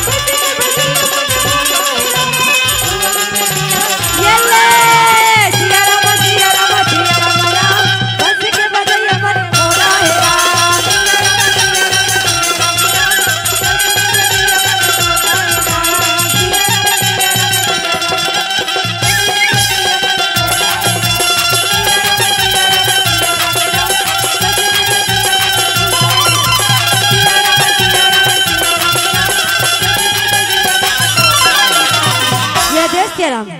सुंदर बरतिया निकले अयोध्या धाम ले मैया हूँ और सुंदर बरतिया कहाँ पहुँचे कौशलपुरी में।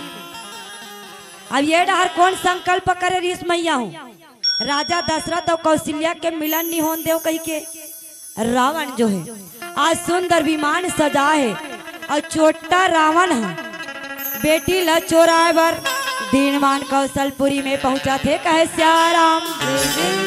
अब वो ये बताओ मैया हो दूल्ही ना कोई जगह एक जन बैठे रहते वो ओकर तागू पीछू कतरो जन बैठे रहते सखी सहेली मन। अब ये दीनमान बेटी ला चोराए बर आथे चोरहा रात का नाथे तो कहीं कुछ चोरा के जाते न भैया हो ये दिन मना है सियाराम और सुंदर अपन विमान ला मंदिर प्रांगण में उतार दी। वह कौशलपुरी में पहुंच गए ये बरतिया मन गलो कौशलपुरी में पहुंचे दनादन फटाका ला फोड़ दी। गरतिया मन जान रिस आगे बरतिया बरतिया आगे आगे बरतिया बरतिया आगे फटाका ला फोड़िस मैया जान डरी। जतका जन बाबू जात समाज है ते मन हा आज कते भैया बरतिया आगे है सब कोई बरतिया ला परघौ नहीं करे बर अगवल नहीं करे बर चलबो आज जतका जन बेटा जात समाज है ते मन बरतिया पर घौनी बर जावत है और जतका जन माता राम समाज है ते मन घर में है। आज चंद्रमती रानी बेटी कौशल्या लगत है बेटी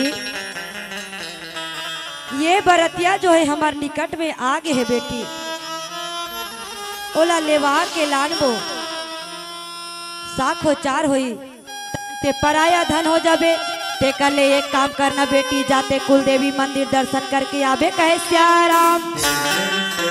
आज बेटी ला कुल देवी मंदिर दर्शन करे पर भेजा थे। मैं निवेदन कर दूं मोर भैया बहिनी हो जतका बेर हमार संचालक भाई हमार मन के परिचय बताई तत्का बेर हमार उद्देश्य वाला बताई सोई श्याराम।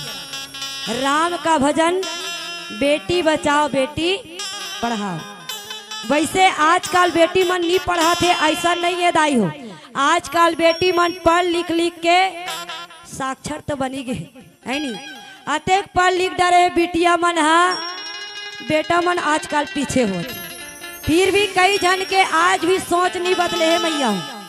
आज के स्थिति और परिस्थिति के बाद बता का करो घर में बेटा आ जाए तो दनादन 5 ठन फटाका ला फोड़ देते। मोर घर में बेटा आगे कही के का करो घर में बेटी आ जाते महतारी होता 2.5 ठन फोसफोसा वाला फोड़ देते।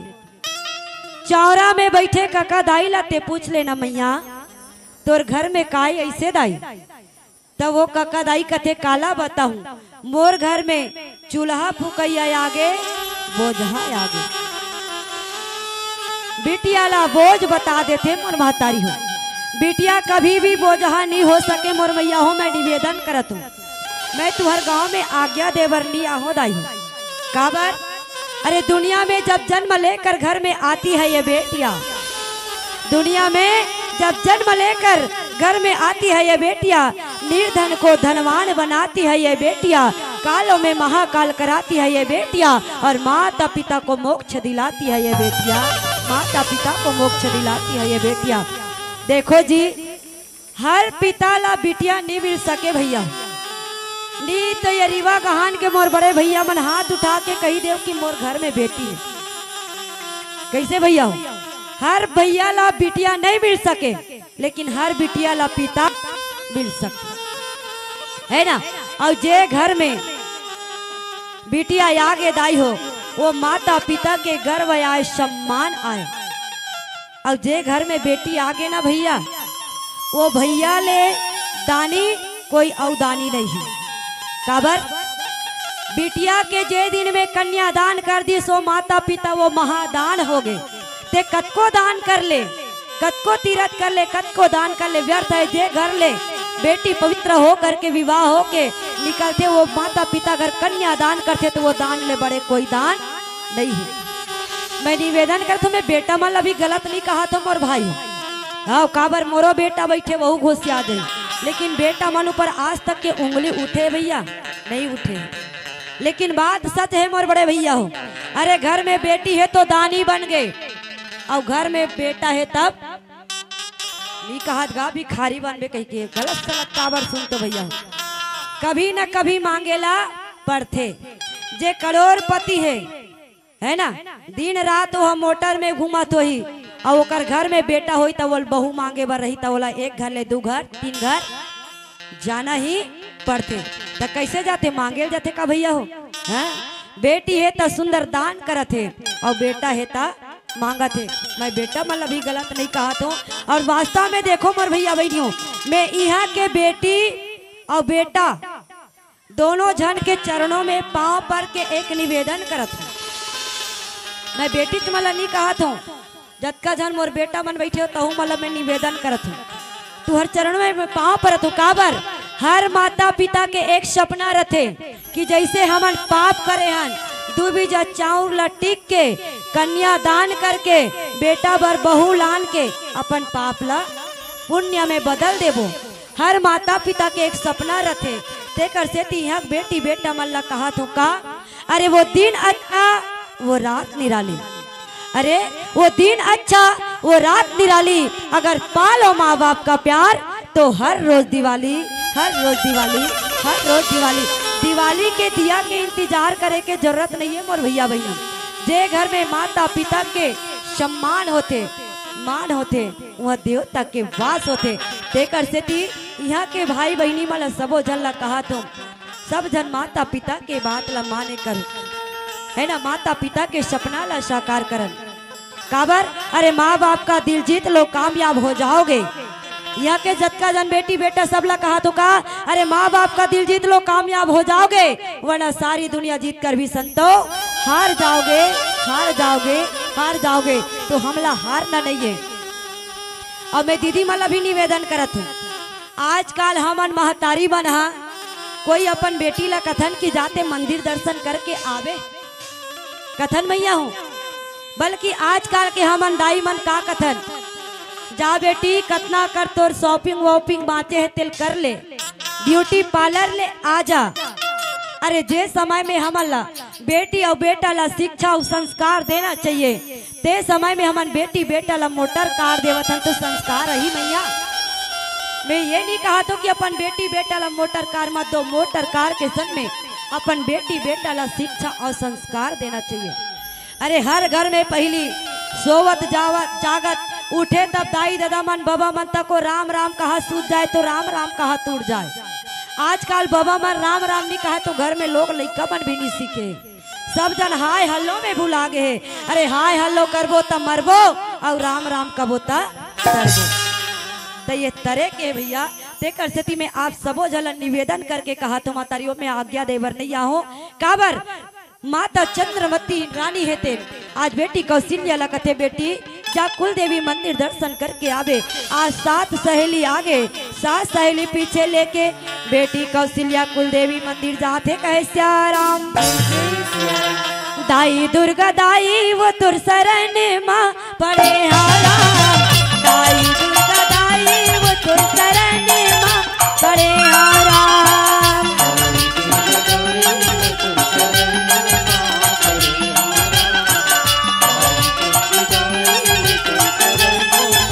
पड़े हाराम, दाई शीतला दाई वो तुर शरण माँ पड़े हाराम, दाई शीतला दाई वो तुर शरण माँ पड़े हाराम।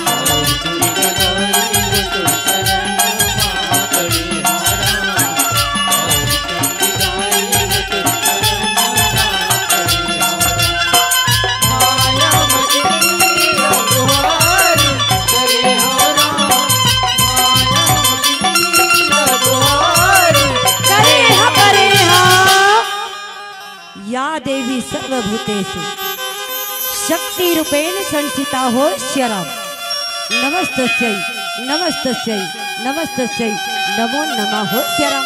कुंवार महीना माटी के दुर्गा गढ़ाते रही गोरा, कुंवार महीना माटी के दुर्गा गढ़ाते रही गोरा, तोलया घूम कई कार के दाई दिखाते रही गोरा, तोलया घूम कई कार के दाई दिखाते रही गोरा।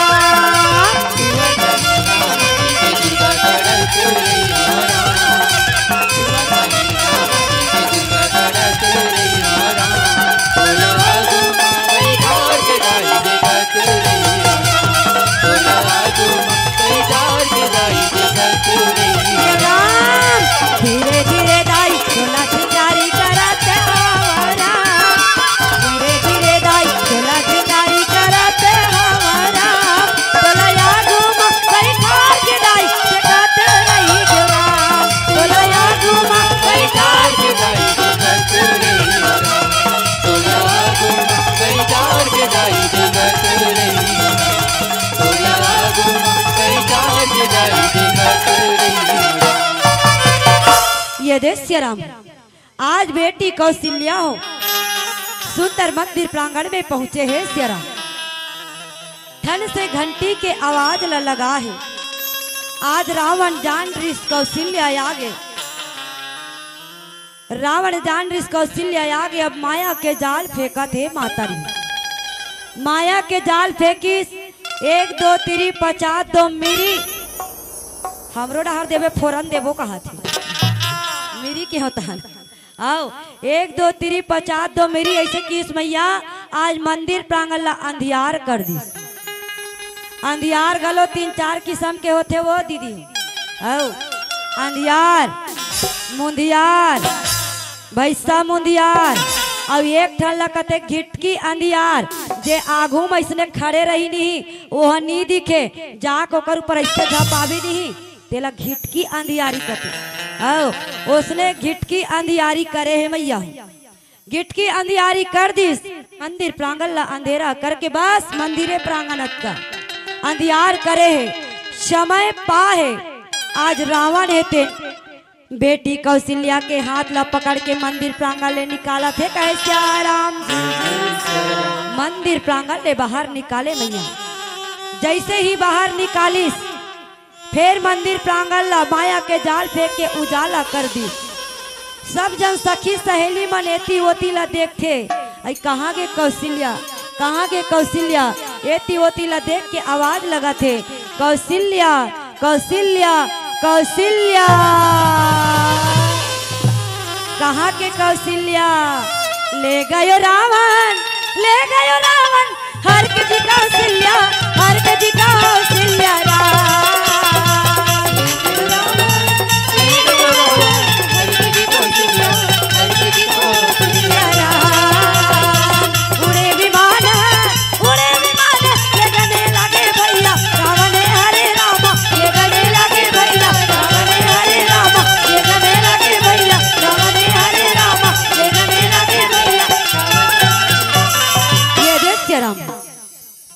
कौन हरण करके ले गए दाई हो कौन करिस वो तू ही मन चोरा ले हो का वो चुप पे बैठ गए हो तगा एक तो चोराहा मन ज्यादा गोठिया थे नहीं चुप पे बैठ जाते मैं पहली 3 ठन प्रश्न कर रहे हूँ नहीं मैया का कह रहे हूँ कौन करते काबर करते कैसे करते कौन करिस मैया हूँ रावण करिस काबर करिस मैया हूँ अपन काल ला जीते बर अब कैसे करिस मैया हो मंदिर प्रांगण ला अंधियार करके आज देखो मैया हो मैं कह रही हूँ ना कौशल्या हरण ये कौशल्या के हरण हो गए मैया कौन करिस रावण जो है आज हरण करे बर करे है मैया हो चोरा तो डरे है लेकिन ओकर जीव पोट पोट सोप पोट पोट करत है काबर दशरथ जी महाराज धर्म धुरंधर है धर्म के ज्ञाता है वेद शास्त्र के जानने वाला है जान परी ये होती चारों को सोचा थे कहाँ लुकाऊं कहाँ लानो कहाँ ले गो कहाँ लुकाऊं तो लंका के पहली में समुद्र है और वो समुद्र में रहने वाला राघव नाम के मछली ला आवाज लगावा थे कहे श्याराम राघव नाम के मछली ला रावण है तेन आवाज लगाते अरे राघव आज सलमल ले राघव नाम के मछली निकले मैया अब निकली तहा लंकेश्वर ला प्रणाम करते लंकेश प्रणाम आला लाला आला लाला आला लाला आशीर्वाद देवा थे कहे श्याराम आज सुंदर आशीर्वाद दे के कथे राघव ये मोर अमानत है श्याराम ये ला तोड़ कर लुका के छिपा के रखेरा और जे दिन में आहूँ वापस आहूँ ते ही दिन में मोला वापस कर देवे कहे श्याराम आज मैया बेटी कौशल्या ला मछली है घटक देते दाई जतका बेर लील देते ततका बेर बेटी कौशल्या बेहोश हो जाते और मछली के पेट में जाके देखते तो बड़े बड़े विशाल विशाल सुंदर सुंदर भवन हेते बने हावे कहे श्याराम ये दे मैया हो सुंदर एती बिटिया ला छिपा दी श्याराम हरण करके ला के लुका दी अब यति बरतिया पर घाल गए ते मन का जाने दाई ओ मन बरतिया ला पर घावते और मन माने विधुन होके नाचते कहे श्याराम राम भजले ना मोरे राम कैसा से आने उड़वा जवान राम भजले ना राम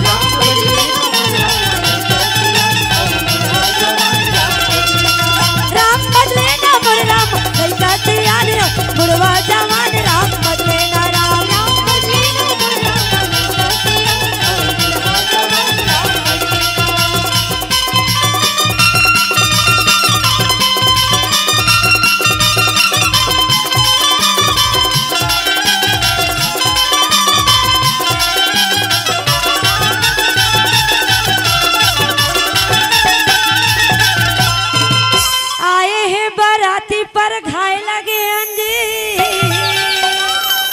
आजुर मिल के सब जन ये परघावत हावे जी सुंदर नाचत हावे मोर राम लइका जियान बुढ़वा जवान राम बदले ना राम बदले ना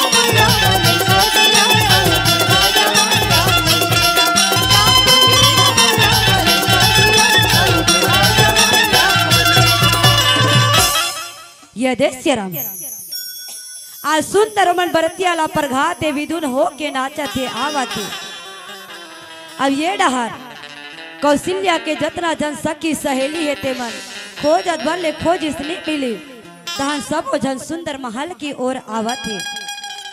महल में जैसे आई सब जन दाई माई मन पूछते कस बेटी जतका बेर तुमन गे हो सियाराम ततका बेर बेटी कौशल्या तुम्हार संग में गी से अब अभी तुमन कैसे अकेला अकेला अतु कहाँ है बेटी कौशल्या बताओ कहे सियाराम।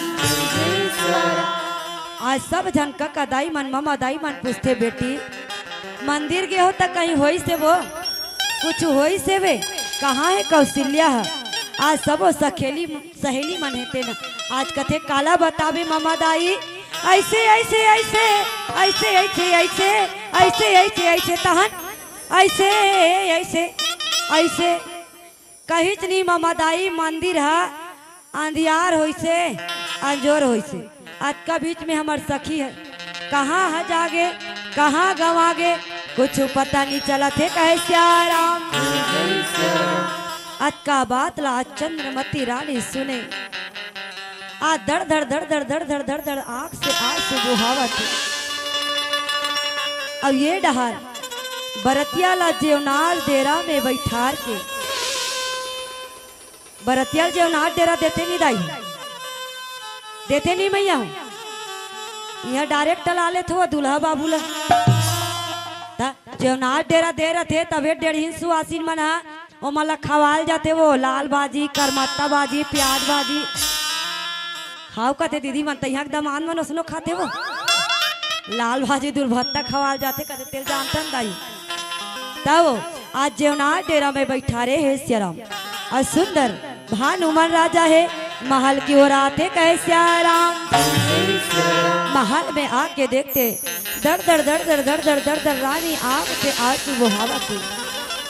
भानुमन राजा है ते देवी चंद्रमती रानी लकथे देवी अभी तो विदाई के बेरा समय है सियाराम ते काबर अतना आंख ले आंसू बहावत है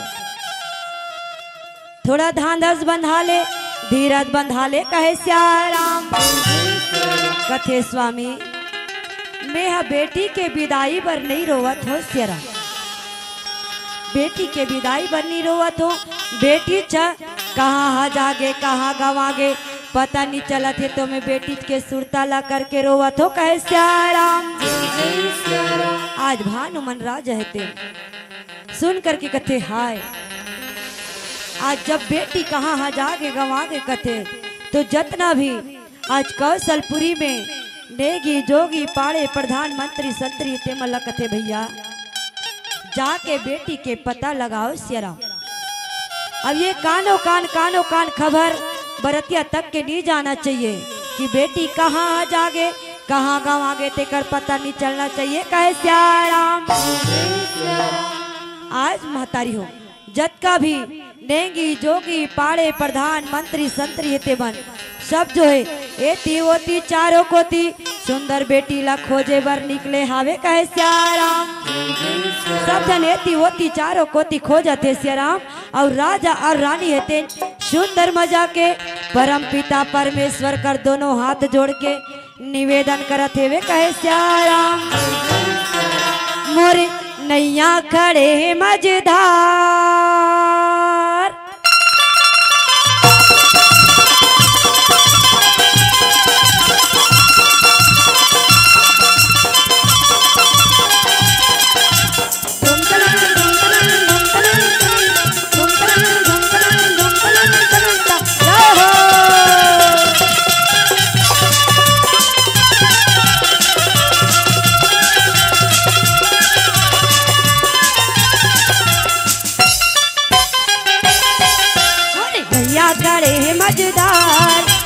बबुआ के ते लगा दे बेड़ा पार मोरे तन हरी आगे मोरे मन करी रमा हृदय में कर दे अंजोला तोर दया मोला दे दया माया मोला दे राम तोर दया मोला दे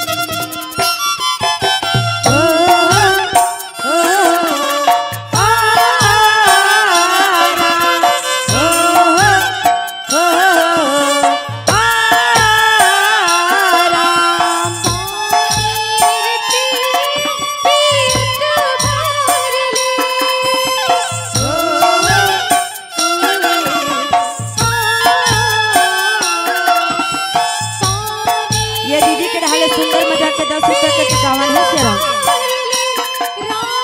कथा छूट दियत भले मोला मोहिरा मोला मोहिरा रे रामत भाव भजन मोला मोहिरा मोला मोहिरा रे रामत भाव भजन मोहिरा रे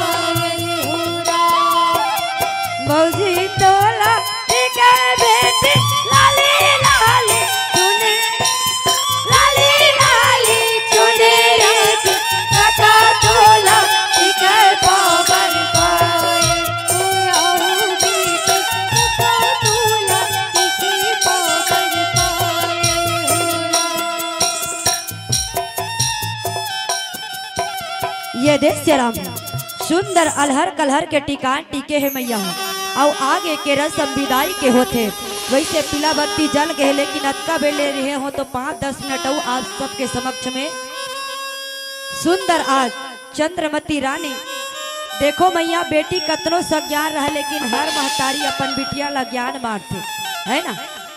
हर महतारी ज्ञान बांटते आज बेटी ला सुंदर शिक्षा देते।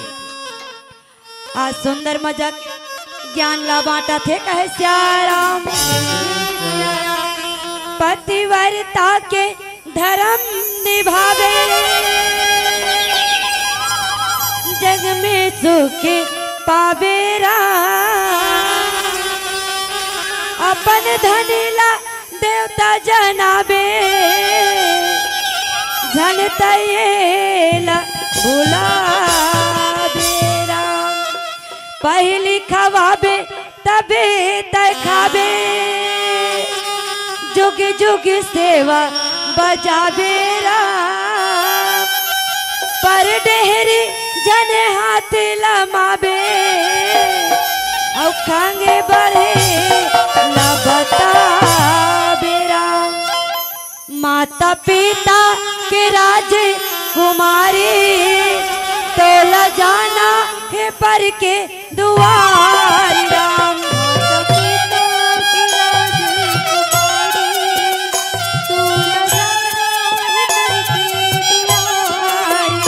माता पिता के राज दुलारी तो ल जाना है पर के दुआरी राम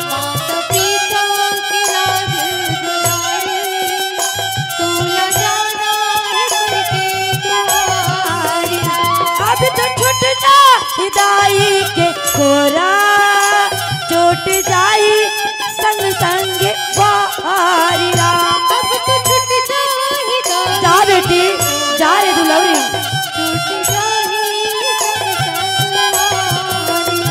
अब तो छूट जा ही बाबुल के अंगना चोट जाई संग संग बारी राम अब तो छूट जा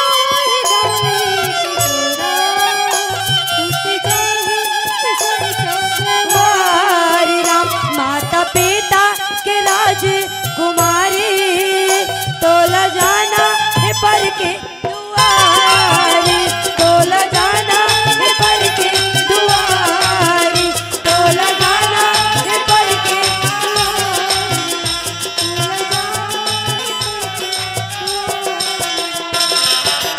ते पहुना हो गे अजले मोरो पर बेटी तेरा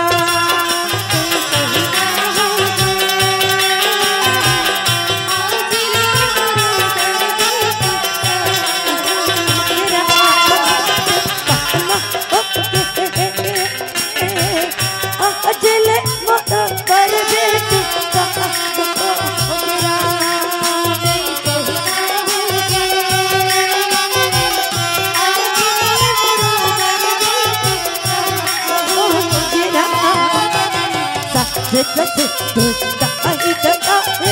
देवर है तोरे भाई हो बेटे देवर है तोरे भाई हो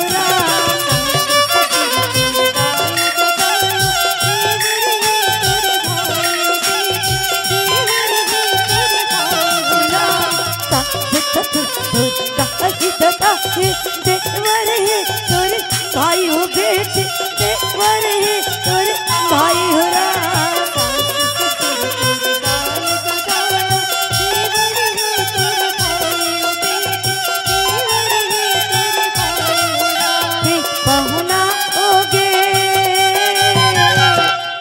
बिटिया जब बड़ी हो जाए तो ब्याह रचाना ही पड़ता है। बिटिया जब बड़ी हो जाए तो ब्याह रचाना ही पड़ता है। दिल में कितना भी दर्द भरा हो विदा कराना ही पड़ता है। अरे चुटकी भर सिंदूर के लिए पराई हो जाती है बेटिया, चुटकी भर सिंदूर के लिए पराई हो जाती है बेटिया। और वही सिंदूर और दहेज के नाम पर कहीं न कहीं जिंदा जलाई जाती है बेटिया, जिंदा जलाई जाती है बेटिया। ये राजा और रानी अपन जिगर के टुकड़ा ला, दिल के टुकड़ा ला आज सुंदर विदाई करे है महतारी हो। मोर कथा भी रही से कौशल्या हरण सुमित्रा के शादी है ना। आज ये मन सब जन जो है विदा लेके चल दी महतारी हो। आओ एक ठन भजन ओकर बाद में अंतिम भजन के साथ में आप सबसे विदा। आप सबो जन दीदी भैया मल्ला कहा तुमका आबे दीदी आबे भैया ये मानस के मेला मरा।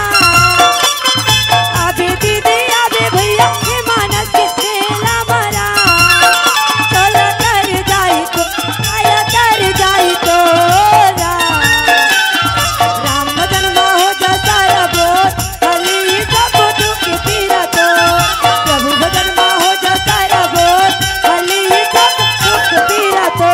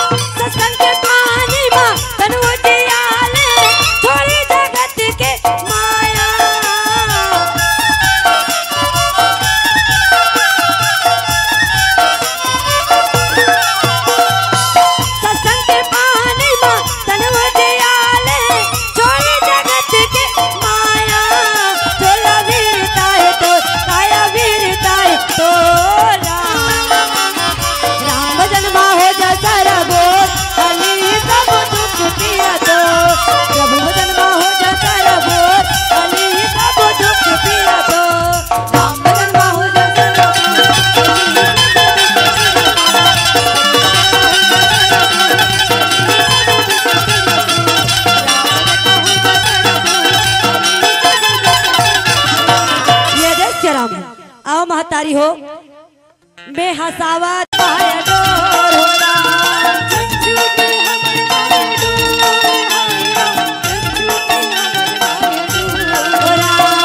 जन छूटा हमर माया डोर ये गा जन छूटा हमर माया डोर हो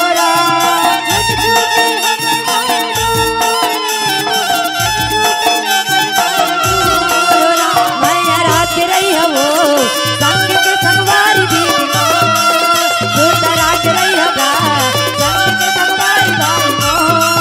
मैया रात रही है वो संग के संगवारी भाई मोहन। दूर दराज रही है वो संग के संगवारी भाई मोहन। दूर दराज रही है वो संग के संगवारी भाई मोहन। दूर दराज रही है वो संग के संगवारी भाई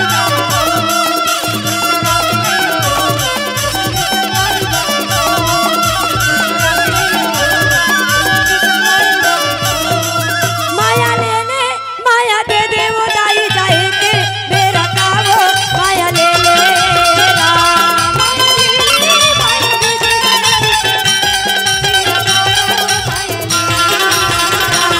माया ले ले माया दे देगा भैया जाए के मेरा काका माया ले ले राम। माया ले ले माया दे देगा भैया जाए के मेरा काका माया ले ले राम। दिला धंधारी गोकुलपुर मोरेगा दिला धंधारी गोकुलपुर मोरेगा विंध्यवासिनी के दुलावरी टंडिया रेशमी मोरे नाम हो माया ले ले। माया दीदी माया दे दे भैया जाएगी मेरा काका माया ले ले माया ले ले माया दे दे भैया जाएगी मेरा काका माया ले ले माया दे दे माया ले ले माया दे दे माया ले ले माया दे दे माया ले ले माया दे दे माया ले ले। बोल राजा रामचंद्र की जय।